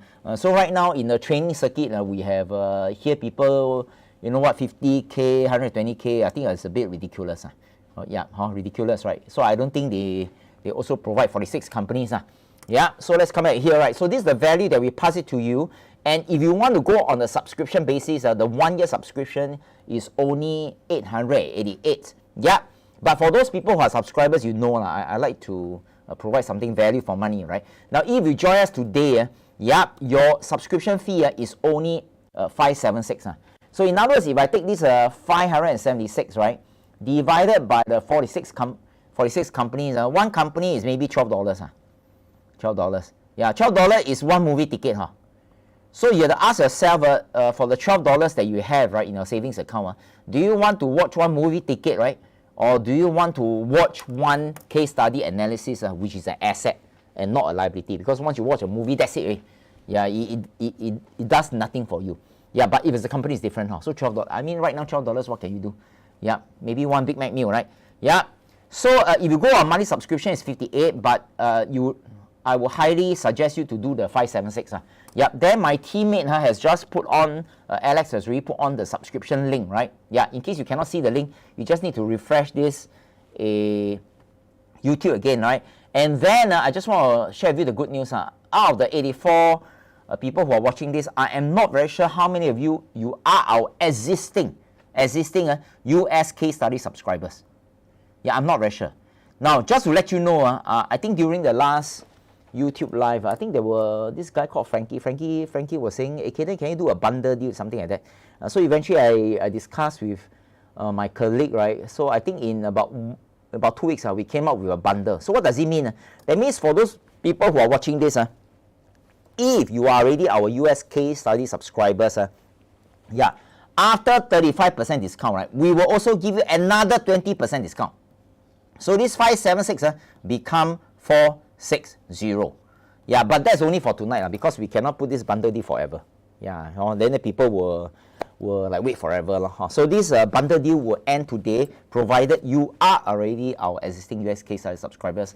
But other than that, 576 for $12 per company is still a steal, right? Yeah, so Frankie said, yeah. So Frankie, remember I told you we're going to do it, and we did it. So we always keep to our promise. Keep the promise. So in case some of you are already our US case study subscribers, but you realize that there's only one link, it's okay. Just click on the link, subscribe to this 576 first. So tomorrow at the back end, my colleague, right, will go through to check whether are you our existing US case study subscriber, and if you are, yeah, he will refund you the balance, so that at the end of the day is 460 and not 576. So Frankie, no, right? Okay, very good. So this is our deal over here. Now, once you click on the link, you will see one page that looks something like this. You just need to fill in your name, your email address, all that's necessary.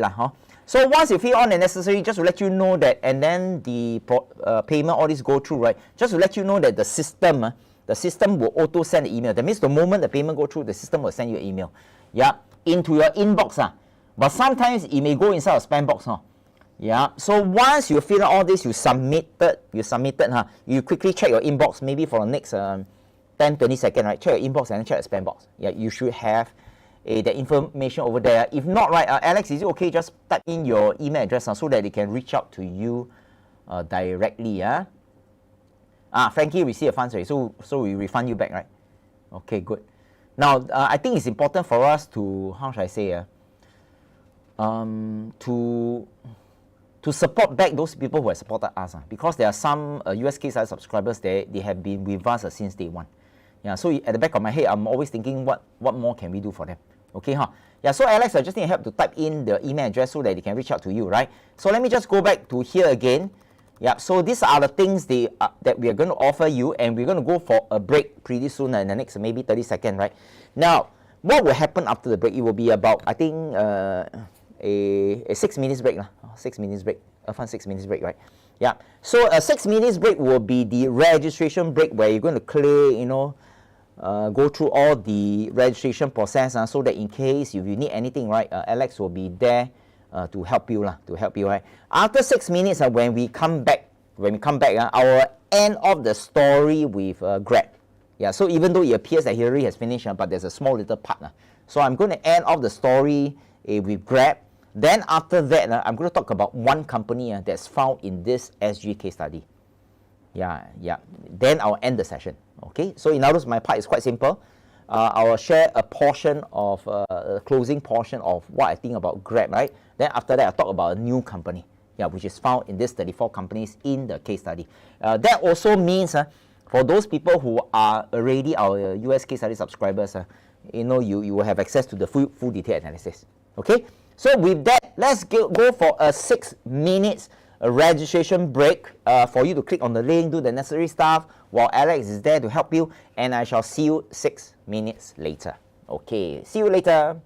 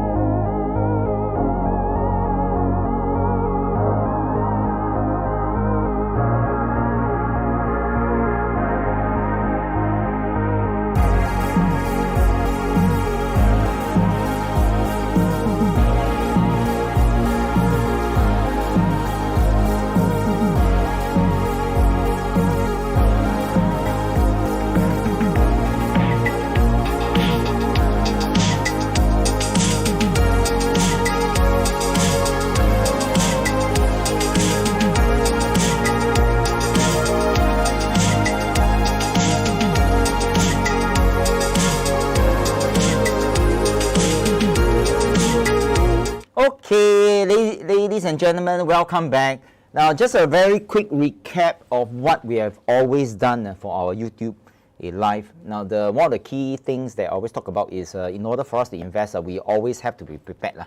There's no such thing as you want to make money by knowing nothing, right? So what are the key things we need to prepare ourselves? First one, we need to know something, which is the knowledge. So it's important for us to know what to do, right? And also know what not to do. Yeah, for example, Grab, is it something that you don't want to do? Yeah, so it's important for us to know what to do and also know what not to do, right? Then, of course, you need to have cash. Ultimately, to invest, you need to have cash to do it. So our job, right, for tonight, as well as for our YouTube channel, is really to provide number one, right, the knowledge to know what to do and also what not to do. Yeah. And let me just close off by sharing with you a couple of slides on the Grab based on some recent news. So if you look at this article that is published on CNA, right, dated 27 of Sept, which is quite new in the morning, here it appears to be some good news. Grab expects to break even by second half of 2024. So right now it's 2022, 1.5 years away, right? But remember, if you pay attention to this sentence, is this word, right, expect. Yeah, expect. Oh, I expect to be rich. Oh, I expect to make money. Yeah, I expect something. Yeah, so in other words, they're not sure, but they expect this will happen. Yeah, provided their assumptions are all true. So this is one. And you may notice that when one media published this, other media also follow. Yeah, Grab sees slower growth while it pursues turning profitable in 2024. Because if Grab do a press release, right, all the media will report. So here we have, maybe 400 million net worth of CEO Anthony, age 40, doing this, maybe his prayers or whatever. Yeah. So we have to be careful about news. Yeah. And the reason why I want to close this part, right, is we cannot buy things based on news. We have to analyze what do we mean by this. For example, Grab says break even. But what is break even, right? Hang on there first. Now, if you look at this news, this one is actually Business Times. So Business Times, CNA, Straits Times, Grab expects to break even. Let me highlight this word break even. So from a layman, right, I mean, what is break even? And then after that, there's a second sentence. Just now the previous two articles do not have this word called adjusted EBITDA. I mean, what is this? If you're a layman, what is EBITDA? Sounds like a sushi name, right? Ebi. Yeah, but accounting, what? Oh, Grab expects break even. Yeah, provided this adjusted EBITDA in the second half of 2024. I mean, what is this? So you have to be very careful when somebody report things. Now, ready? Yeah, so now the key thing is, let's start with a layman. When you hear somebody say that, we're going to break even. So what is break even, right? Break even in accounting, it simply means that the revenue, all the revenue that company have, plus all the expenses, all the universe expenses are equal. Yeah, if it's equal, then break even, right? Yeah, so if you ask any layman, this is what they understood. But here they put like it's break even, but here we are not talking about all the revenue. Here here they're talking about all the revenue, but here we are not talking about all the expenses. That's why they add this term called adjusted EBITDA. Yeah, but what is this, is it, for a layman? Yeah. Now, just to let you know that when we talk about break even again, we are talking about either the earnings or the profit or the net income is equal to zero, because revenue minus expenses are equal, right? Equal to zero, or at least slightly positive. If it's zero, it's break even. Slightly positive, that means they're making money. It's profitable, right? It's profitable business. So what is EBITDA, right? Now, EBITDA means this. Pay attention. This is a short form. It means it's a profit. It's a type of earnings, but it's before deduction of interest, tax, depreciation, and amortization. It's before deduction. It's not after deduction. It is after deduction, everything, right? It's known as earnings, profit. Yeah, so in other words, a Grab, whoever the PR, corporate comms, is releasing press release to the media saying that, hey, we expect to break even on second half 2020. But here, when we break even, we're not talking about profit, We're not talking about net income. We're talking about adjusted EBITDA. Oh, okay. But this is something that people, when we say break even, so people don't use adjusted EBITDA. Yeah. So let me just share with you what is a Grab's adjusted EBITDA. So at least based on their most recent annual report. So can you see here? So remember, earnings, that means the profit before interest, tax, depreciation, amortization. So remember, so in other words, this EBITDA exclude this expense. But hey, break even is supposed to include all expenses, right? Wow, so they exclude this, exclude that, depreciation, exclude share-based compensation cost. Wow, exclude what, restructuring, And of course, if you take this EBITDA and then you exclude all this, of course the number will be bigger, right? Then it may give a false impression to investors that, yeah, hey, Grab is already break even, but it hasn't. So this is so remember, the key thing is don't be fooled by this term called EBITDA. And just to let you know that Warren Buffett, as well as Charlie Munger, right, hated this term called EBITDA. So through their eyes, if they in any annual report they read, if there are some management in certain companies keep on talking about this EBITDA, right? So many times there's more than the net income, the actual net income, right? Then usually they will stay away. So this is a red flag. Yeah, but if I could summarize this, just a bit of simple accounting, right? So what is EBITDA, right? Now, when a company makes money, it's revenue. So in other words, for Grab, okay, they make money, the 60 cents, whatever, so revenue, right? And then the first level expenses is something called a cost of goods sold. And these are the direct costs, right? For example, if let's say I open a cafe and I'm selling a cup of coffee, right? So to produce this cup of coffee, there's a water, sugar, cup, the stirrer, right? The coffee machine. So all the things that are directly related to produce this cup of coffee is a direct cost, which is this cost of goods sold. You want to sell the goods, right? So what is the cost in order to sell these goods? So if I take revenue minus cost of goods sold, you have something called gross profit. So we are not at EBITDA yet. So gross profit, you minus away indirect costs, such as, the cost for selling, general admin expenses, HQ, all this, right? Research, when they develop ad, I think there should be some R&D, right? Plus all other supplier expenses. Then you have something called EBITDA. Or sometimes known as operating income, which are the same thing. So remember, earnings before interest. Then of course, right now, this is before, right? If I add in the interest, tax, amortization, all this, add in all this, right? Then I'll have the earnings, which is also profit or loss, which is also sometimes called a net income. So remember, right? To anyone as a layman, when you say that a company is break even, this has to be zero, right? This cannot be negative. Negative is losing money, positive is making money. But here they are saying that, we define break even as this equals to zero. But how about this? They don't need to pay tax, man. Correct? They have to pay tax, So right now, I'm just going to ask my colleague, right, to play a video. Now, this is a very important video. I want to hear it from the #1 investor of all times. It's about 5-6 minutes, right? And the title of this video is "Don't Be Fooled by EBITDA." Okay? So I need Irfan to play this video. Thank you. Well, you raised the question about cash flow. I would say the number of times we're going to buy into a company, whether it's through stocks or through the entire company, where people are talking about EBITDA is going to be about zero. I mean, we start out with, if somebody's talking about EBITDA, if we take all the people in the world who have talked about EBITDA and all the people in the world who haven't talked about EBITDA, there are more frauds in the first group, percentage-wise, by a substantial margin, very substantial. I mean, it is it's just a start. Now, that isn't, it's very interesting to me. If you look at some enormously successful companies, Walmart, General Electric, Microsoft, I don't think that term has ever appeared in their annual reports. I mean, so when people are talking about that sort of thing, either they're trying to con you in some way or they've conned themselves to a great degree. I mean, or both. Yeah. Well, that often happens. I mean, if you set out to con somebody, after a while you con yourself, which is why some of the people in the internet stocks, stayed with them.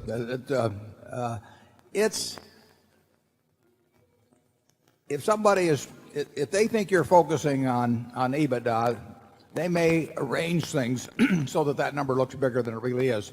It's bigger than it really is anyway. I mean, the implication of that number is that it has great meaning. You take telecoms, they're spending every dime that comes in. I mean, in many cases, and it isn't cash flow. I mean, the cash is flowing out. But you can look at the statement and there's billions of dollars supposedly in depreciation and so on. But interest is an expense. Actually, taxes are going to be expense. Anybody that tells you that making a lot of money before taxes, that in terms of EBITDA, is meaningful, you get depreciation by laying out money ahead of time. It's the worst kind of expense. We look for float, where we get the money and then pay out later on. But depreciation occurs because you buy an asset first and then you get the deduction later on. It's the worst kind of expense there is. And you start paying taxes when you actually make money and when the depreciation runs out at some point. So it just amazes me how widespread the usage of EBITDA has become, and I would say there have been people who have tried to dress up financial statements in a way to appeal to people who were impressed by such a number. Charlie and I have found actually that, at least to us, many of the crooks look like crooks. I mean, we have spotted, we haven't shorted them, but we have spotted a lot of frauds over the years in public companies, and years before that the roof fell in. And they usually are people that tell you things that are too good to be true, for one thing. I mean, they tell you very mediocre businesses are wonderful businesses for one reason or another, or they just have a smell about them, and in effect. And wouldn't you say that's true, Charlie? Well, sometimes it's amazingly obvious. Maxwell of England, his nickname was the bouncing check. And 3 weeks before he went under, Solomon was aggressively seeking more business from him, with both Warren and I on the board. It shows how much influence outside directors often have. Yeah, Wall Street is... Imagine us extending credit to a guy whose nickname is the bouncing check. You'd think if you wrote it as satire, people would say it was too extreme to be funny. We have read Charlie, it's a hobby keeping track of the Maxwells of the world, and there's a syndrome. I mean, they give off a lot of the same messages. And I mean, Maxwell was a classic case, but they're time after time. Wall Street is no filter against them. Wall Street loves them as long as they're pushing out securities and the commissions there. Charlie and I could not have stopped Solomon from making a deal with Maxwell, right to the last 30 seconds before he sunk, under the ocean. We didn't stop First Normandy with Lou Simpson and Warren Buffett and Charlie Munger on the board. Yeah, First Normandy was a case of some guy that manufactured a record out in California that he claimed was from owning a bunch of securities, including Berkshire Hathaway. And he was going to go public, and Solomon was courting him, and the record was, it was total baloney. And I think they actually went public for a day or so, and then the SEC pulled it back. Absolutely. They had the offering, and then they canceled it before the money changed hands. But it was a very embarrassing episode. And when we remonstrated against this obvious insanity, they told us the underwriting committee had approved it. I don't think they changed underwriting committees either. Hi, ladies and gentlemen, welcome back. Now, the second part of the video maybe has a bit of a context to it, and they constantly mention this company called Solomon Brothers. Solomon Brothers. There's a long story behind, but if you're really interested in investing and we wanted to know the bad experience that Warren Buffett had with this company called Solomon Brothers, you can always Google Warren Buffett Solomon Brothers. So there's a context to it. But in short, the front part of the video is more relevant. Yeah. So in short, Charlie Munger and Warren Buffett is trying to say the Wall Street, right? When they want to sell something to you, they have to make something looks nice, appealing. So instead of using the word net income, which is the total revenue minus all the expenses, you end up the reality, right? Yeah, reality. They use something that is the number is more inflated, and they use EBITDA. And then after that, remember Warren Buffett said, "Don't be fooled by this." Yeah. So let's relate to what Warren Buffett has said to their annual report. By the way, this is the annual report. If you see the screen over here. So what I did was I control find out EBITDA, right? Yeah. So you can see 1 out of 67. usage of this word EBITDA. Yeah, then here remember the explanation. Oh, EBITDA is this. Then when I want to find the term earnings and then profit, wow, quite hard to find. Quite hard to find. EBITDA is a lot. Adjusted EBITDA. Yeah, you see, this is what people want to hear. So Grab is just giving what people want to hear, ma. So maybe if the share price go up, he owns 13 million, 100 over million of shares, then he become richer, huh? Yeah. So Grab sees slow growth but pursue turning profitable. I just don't like their corporate comms using adjusted EBITDA, right? To let uninformed readers, they say, hey, if adjusted EBITDA is equal to 0, is profitable. It's something that I just don't like it. Don't like it, right? So Grab is out for me. Yeah, as of now. Yeah, maybe you should change the corporate comm, right? Yeah, so as of now, out of the 3 basket, to me is a high risk, low or possible no return, because even using adjusted EBITDA, they're saying that it's the second half of 2024. Now, by the time second half comes, and then in 2024, right, I think the bear market will be over. It will be bull market. I think I better look for some other things. Probably S&P 500 could do better, but I still wish Anthony all the best, because it's not easy for him to become an entrepreneur age 40. Yeah, it's really, really difficult. Yeah, so I think as of now, as an investor perspective, I won't do it. But from an entrepreneur perspective, from a human perspective, I think Anthony is a genius. Yeah, at this age, you know, the kind of achievement that he has, I think is phenomenal. Okay? Yeah, so that's 2 perspectives. So let me just move on. So Grab aside. So let's come back to here. So you see, it's important for us to know what is revenue, what is net income, and then there's an EBITDA, correct? So that you know what to do, and then you know what not to do, right? And of course, like I say, you still need cash, right? So I think before I carry on with the company that I'm going to share, which is not Grab, and I find that this company, I think the earnings, all these are more predictable, right? Yeah. Later on, my colleague is going to play a short video, but I just want to share with you the context first. Ultimately, if we want to invest, okay, number one, we are putting our hard-earned money into something. And when we are putting our hard-earned money into something, you know, it's our hard-earned money, you know, it takes us years to accumulate this. So I think it's logical, right, rational, that before we put in, I think we'll think carefully. Yeah, we know what we're doing, which is here, right? Yeah, then the cash goes in, cash goes in. So if you do not know, you put in something wrong, and that's it. That's it. So right now, right, I'm just going to share with you a very quick video about this lady called Wendy. Yeah, Wendy is one of our graduates. She joined our course, I think, in 2017, if I remember correctly. 2017, and then a year right after she finished the course, it was in 2018. Yeah, so I think she put in $5,000 first. Then subsequently, she put in more. I think I can't remember what was her final capital, maybe 100 plus, over 1,000. Yeah. Then about a year after she finished the course, she finished the course, she quitted. She quitted. Yeah, she quitted. Not that the company is bad, but I think at her age, she already looked forward towards retirement. Yeah, so she left her job. Yeah, even though she's happy with the job, she left the job, and then that's it. So right now, she is a full-time value investor, and all of the income, right, actually comes from investing, which is why it's important. But to do what Wendy does, you need to know, right, what to do and what not to do. Okay, So with that, I just need my colleague help to play a very short story about Wendy.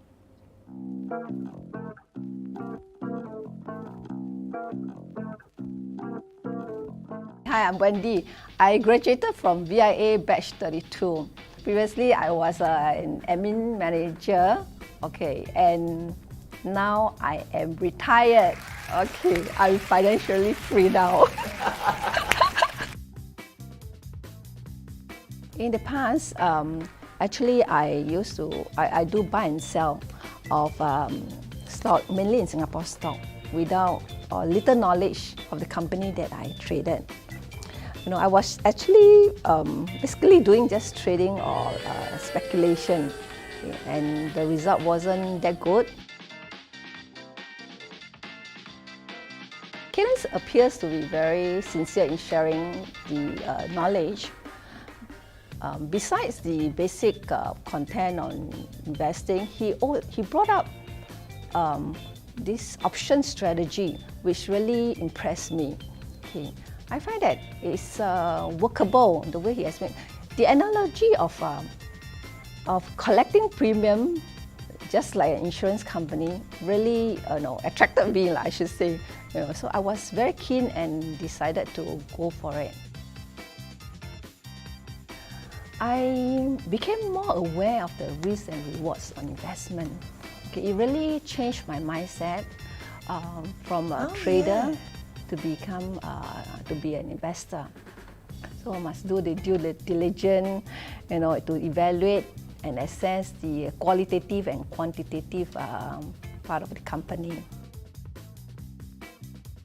Actually, I didn't really put that much. I was staggering, the amount that I staggered. I don't one time put all. So until at one time, I was thinking I cannot just put in money. I have to set a limit.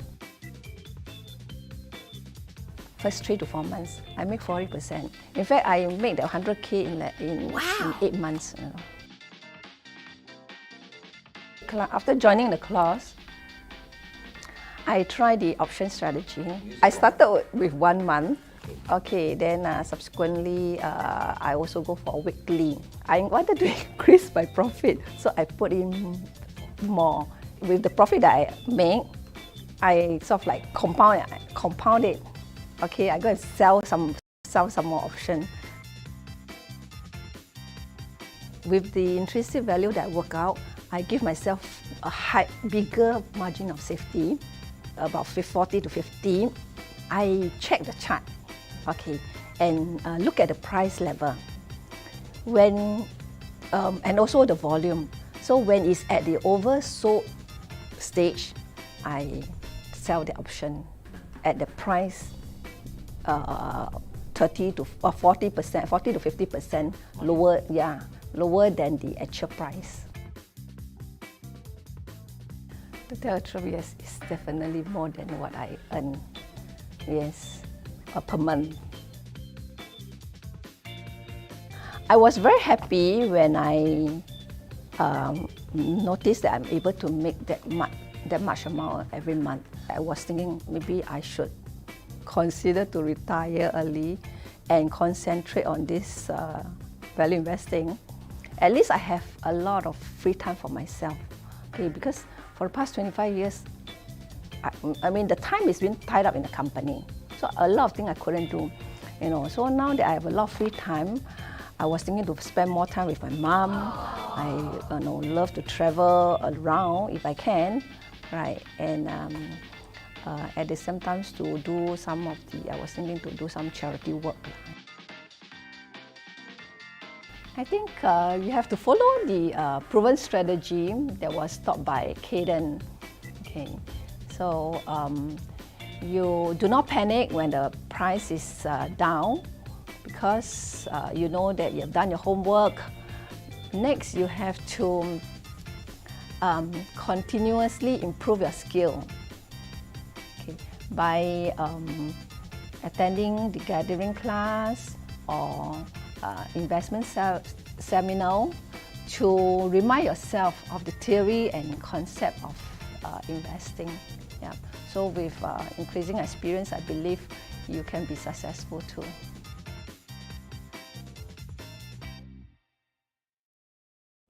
Okay, so ladies and gentlemen, welcome back. I would like to thank Wendy for sharing her story. So let's put the screen back up, right? And I want to keep to my promise about talking about another company other than Grab. So I just want to make sure that the screen is up. So if you look at the screen, right, I'm going to share with you a company. Now, it's a Singapore company. It's also listed in SGX, since we are talking about Singapore companies such as Grab. Their business model is not really very high-tech. So I'm quite old school. If you tell me something very sophisticated, and then very sexy, usually I want to stay away. I still remember, I think either Warren Buffett or Charlie Munger was saying something. If you want to run a race, right? And then there's this race called hurdle. Hurdle, you run, and then you jump, right? And you want to run this race, and your end point is just to reach the end of the race. So you have two choices. One, you choose a very high hurdle. One, you choose a very low one. And your end point is to reach the end, right, as quickly as you can and safely as you can. And obviously, the high and the low, I'll choose the low one. So when it comes to investing, we don't have to choose something very sophisticated where the hurdle is so high. We need a lot of brain juice. No need. We choose something very easy that's surrounding us. The moment I say you understand. So let's come back here, right? So I'm going to spend just 1 minute explaining this versus, ecosystem and all this. It's quite complex, huh? Now, just to let you know that the company that I'm going to talk about is in the distribution business. Distribution, that means they get the products from the source and then they distribute out. Okay, huh? So they do wholesale, right?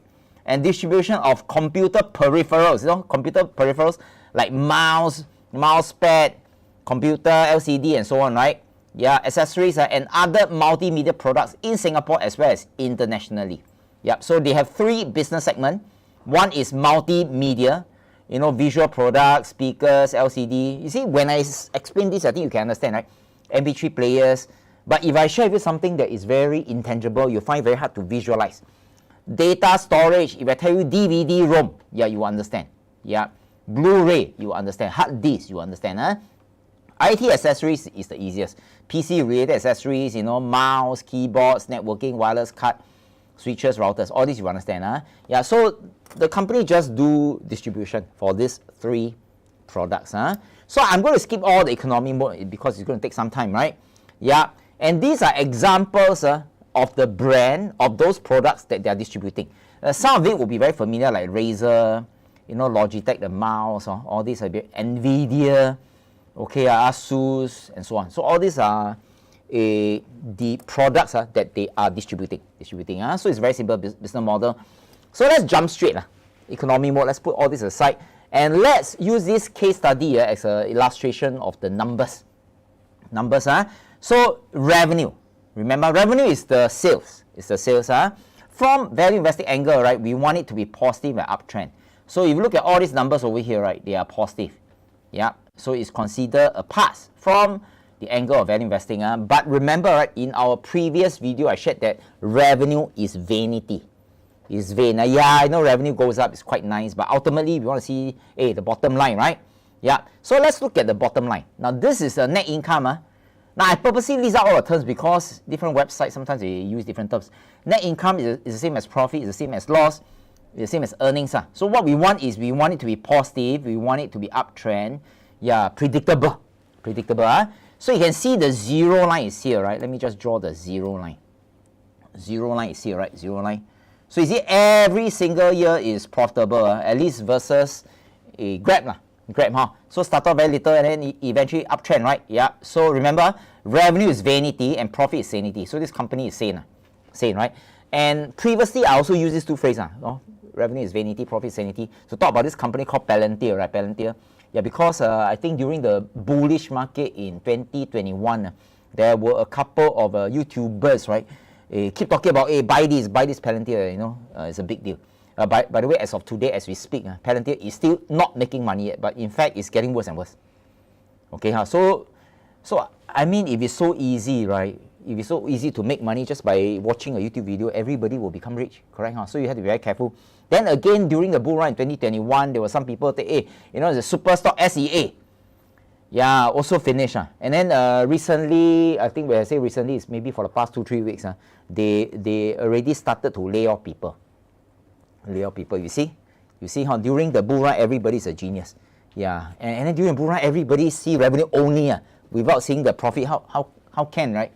This is quite dangerous, Not sensible, So right now, revenue uptrend, check. Profit, sanity, good, check, Check, right? And you see the business model is very simple. So let's look at the cash flow. Cash flow, that means every single day they sell the products from Asus or whatever, right? The cash come in.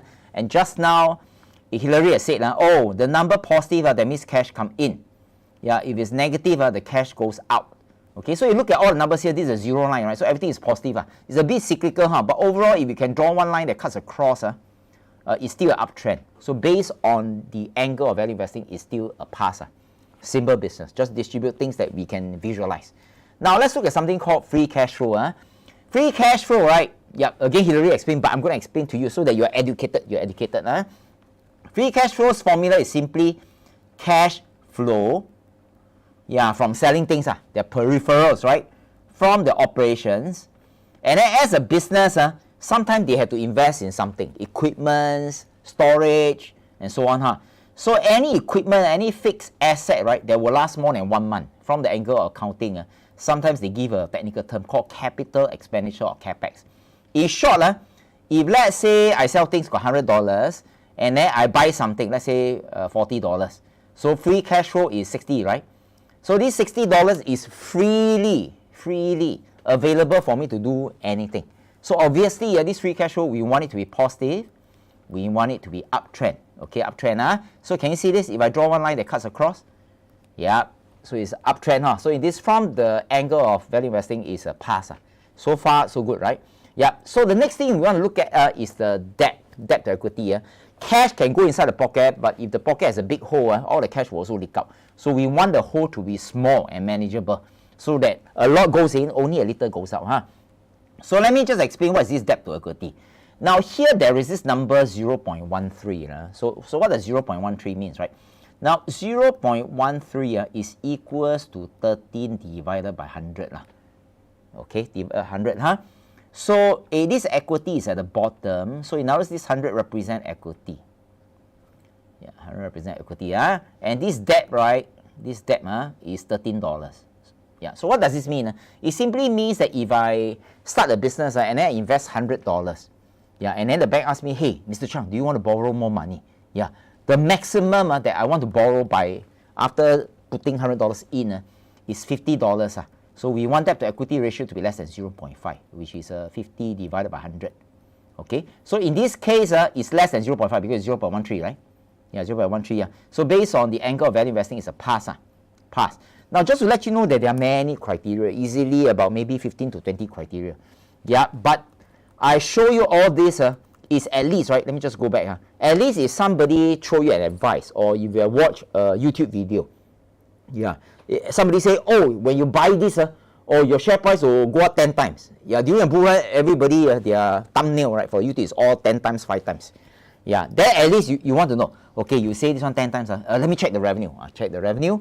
Let me check the earnings. Okay, second thing, right? Let me check the cash flow operation. 3 things. Let me check the free cash flow. Okay. Let me check the debt to equity. So at least right now you have 5 basic metrics, right, to know what to check off. And the video is always there. You can always come back to this video, right? So that, how should I say, so that in case somebody give you some stock advice through YouTube or whatever, you will know what to do. You will know what to do. And let me just share with you one thing, right? This afternoon, I was watching one video that's produced in-house. So what happened is, the video is about one of our grad. Go and watch one watch one famous YouTuber. Yeah, his video, I think, garnered about 14K views. 14K views. So the young man, right, I think in his early 20s, he said these 3 stocks will at least double your return. Wow, like that. Anyhow say double return. Even Buffett also doing that. Say Buffett, wow, this young chap in the 20s haven't been through any economic crisis, say double return. Yeah, so they shared a few companies. One was this company called Trivago. Yeah, Trivago. You know this company? You know, sometimes on TV you see this ad, right? Trivago. I think it's something to do with travel searching, right? Do some comparison of hotel and flights. Yeah, Trivago. Yeah, so remember I shared with you the 5 criteria over here.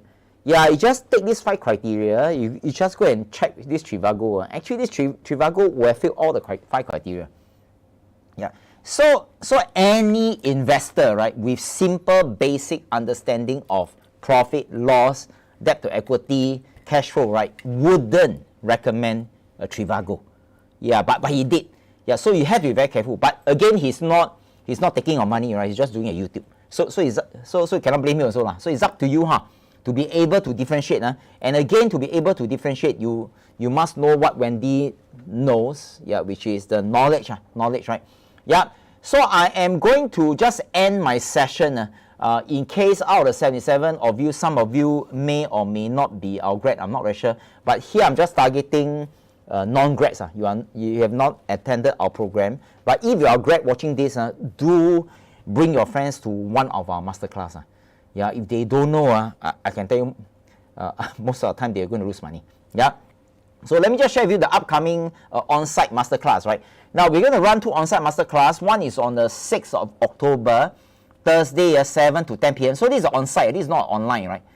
Yeah. So I rarely do online because I'm going to see you face to face. So you can choose either one, 6 October, 20 October, which is a Thursday, right? Later I'll share with you what are the things you're going to learn so that you can find companies like just now what I've shared, versus Trivago or whatever. Now, just to let you know, the upcoming masterclass, there are about 8 seats left. And previously we are charging $8. And then if you are registering with us, we're going to waive off this. So I need my colleague to post the two link, right? The two link, 6 October and 20 October, right? Now, at the end of the masterclass, at the end of 3 hours, you will definitely benefit, right? So in exchange for your precious time, we're going to pass you a hard copy, right, of our Invest La book. With no condition. At the end, you stay until the end, we'll give you. In return for your precious time, right? And then not only that, we also treat you to 2 cups of coffee. We're going to pass you a prepaid Starbucks gift card.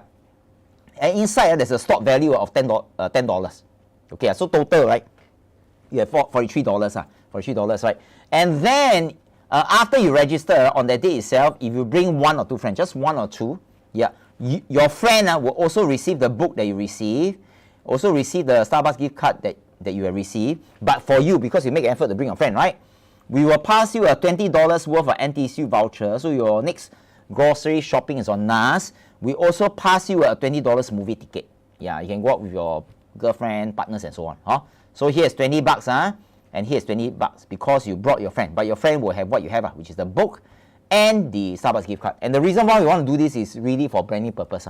Singapore, there are about maybe 5.5 million population. Not many people still know about VIA, right? You can see this tiny logo over here. So you want people to know more about us. So this is our so-called branding strategy. And then you invest your time, we're going to give you something back. But what is more important thing, right? Other than this $43 and the voucher and the movie ticket, right? What's most important is the prices training. Because once you have the knowledge, you will make like 100 times more than this $43. Okay, so what are the things that you're going to learn in that tool? Either you just choose one, right? Choose one. You learn 3 very important things. First, you learn how to generate 3 sources of passive income, even if you know nothing about investing. And we are not using some get rich quick scheme. We are using value investing. You can always go and Google. It has been a proven strategy for all the successful stock investors, and it has been around for the past 102 years old. So that's one thing. And of course, you learn how to invest with minimal capital. I define minimal by Sing dollars, $100. Because most people thought that you need a few $1,000s. Okay, so minimum is $100. And this is the most interesting. Warren Buffett, right, use a kind of method called cash flow option strategy, which will allow me, you, and Wendy, right? Remember Wendy said she sell options until she became financially free. So that you can understand the concept behind what Warren Buffett does. Literally, you have a cash dispensing machine. So that you can print cash, and then over time, right, it's going to eventually replace your existing salary. So my colleague Alex has already posted 2 links. In case you cannot see the 2 links in the chat, right, you can refresh. So David, very nice. David Teo say highly recommend. But by the way, I didn't ask David Teo to post what he did. So I'm just going to end with my last slide. I just saw this, I think, today. Right? It's a fresh article. So here we have a senior, 65 years old, and he said that, the article stated that 3 in 4 older workers don't intend to retire before 65. Now, I really question this. Sounds like propaganda to me, right? Now, if I walk down the street and I randomly ask 4 people, maybe not old one, I ask them, hey, do you intend to retire? Of course they want to retire. Not only they want to retire early. Not only they want to retire early, they want to retire early with cash. Then, by the way, this one is a paywall, right? So I couldn't see the whole article. But I scroll down, right here. Okay, 3 in 4 have no intention of stopping work before they turn 45. I'm really skeptical about this. The top reason for wanting to remain employed are stay active. I think this one could be true. Have a sense of purpose. I think this could be true. Maintain social connection. I think this is true. But I really question this. Save up for old age. But they are already 65, right? 65. So here it says save up old age. So 65, save up for old age. Then what is considered old, right? So if let's say all of us, we are not 65 yet, and you are watching this, and then if we move forward to time, all of us is 65, and then we ask you, why do you want to work? You say, I'm saving up for old age. Then my question is, what have you been doing for the past 30 years of your life, right? Shouldn't you be saving for old age 30 years ago and not today? And let's get real. even if we could travel back in time, you know, when we were 30s, and then you save, yeah, you save. You queue up for 4 hours to get a 2.5%, right, fixed interest rate. Do you think this 4.5% can cover that 4.7% of inflation rate? The answer is no lah. Yeah, which is why it says 65, they still have to save up for old age. Yeah, so it's already happening. And the reason why I show you this is a reality. Let's get real. When we walk down the street, most of people are not prepared to be financially retired with the sufficient money for them. So in other words, when we are age 75, we are supposed to spend money. We are not supposed to save money because we should have saved for the past 30 years. Yeah, at our age 65, we should have so much money enough to spend with the kind of life that we want. And if most of us don't, we really have to do some self-reflection. Yeah, and the reason for the masterclass, this is a bit harsh, right? A bit like, you know, try to stretch you, right? But that's the reality. Yeah, so the key thing is, I mean, it's just investing 2.5 hours and 3 hours of your time, right? So remember, it's going to take place on the 6th October and 20 October. It's an on-site masterclass. Once you register tomorrow, one of my colleagues is going to email you the details. Remember, you learn how to generate 3 sources of passive income, even if you know nothing about investing. At age 65, you're not supposed to save. You learn how to invest in minimal capital. Start today, $100. And of course, the key thing is you want to generate cash. By age 65, we want to be able to live the kind of lifestyle that we want with the cash that we want without worrying. Yeah, if today, right, we are worrying about age 65, we are not doing anything right today. Okay, so with that, that will be how I can help you. This is an on-site masterclass, and not only that, I still give you the book. Come on. Yeah, and the Superapp gift card. Still pay for your groceries, still you know, the movie tickets. Okay lah. So my colleague has already posted the link. There are about 66 people watching this. Yeah, this is my last second slide already. There's nothing much to say, right? So I sincerely appreciate maybe 2 hours plus of your time. Thanks for watching our deep dive on the Grab, and I sincerely appreciate all our colleagues. Just to let you know that we have 4 colleagues over here, excluding me, so 4 plus 1, right? Just to do an event that appears to be simple in front of you. Okay, so just to let you know that the company that's serving you tonight, that's providing the education that we felt that everyone really needs, is VIA. VIA stands for Value Investing Academy, and our mission is we care to make you a better investor. Yeah. So have a good evening. If you have any question, you can post it over there. Maybe we just put 3 minutes. Yeah, 3 minutes countdown. Yeah, 3 minutes countdown. Okay, so ladies and gentlemen, if there's nothing else, have a good rest. If you are non-grad, do register for upcoming masterclass. If you are grad, bring your friends. So I'm going to go back to a slide. Yeah, there should be a timer that's playing in the live, right? After 3 minutes, we will end the transmission, and then I shall see you in our next YouTube live or in our masterclass. Yeah. So Angeline, thanks. Yeah. Cayden, Hillary, wow, you bother to type everyone out. Yeah. Okay, if our graduates, you know we really put in a lot of effort. You just look at the slides that Hillary has done. My goodness. It's a lot of work. Yeah. And if you have watched you know, other YouTube videos, I don't think it's as concise as what we shared. And if some companies cannot make it, you know, we'll present facts that let you draw your own deduction, right? Yeah, so as much as you can, we want to avoid things like, oh, you know, these are the 3 stocks that were 10 times your investment. I think this is quite dangerous. It's quite dangerous.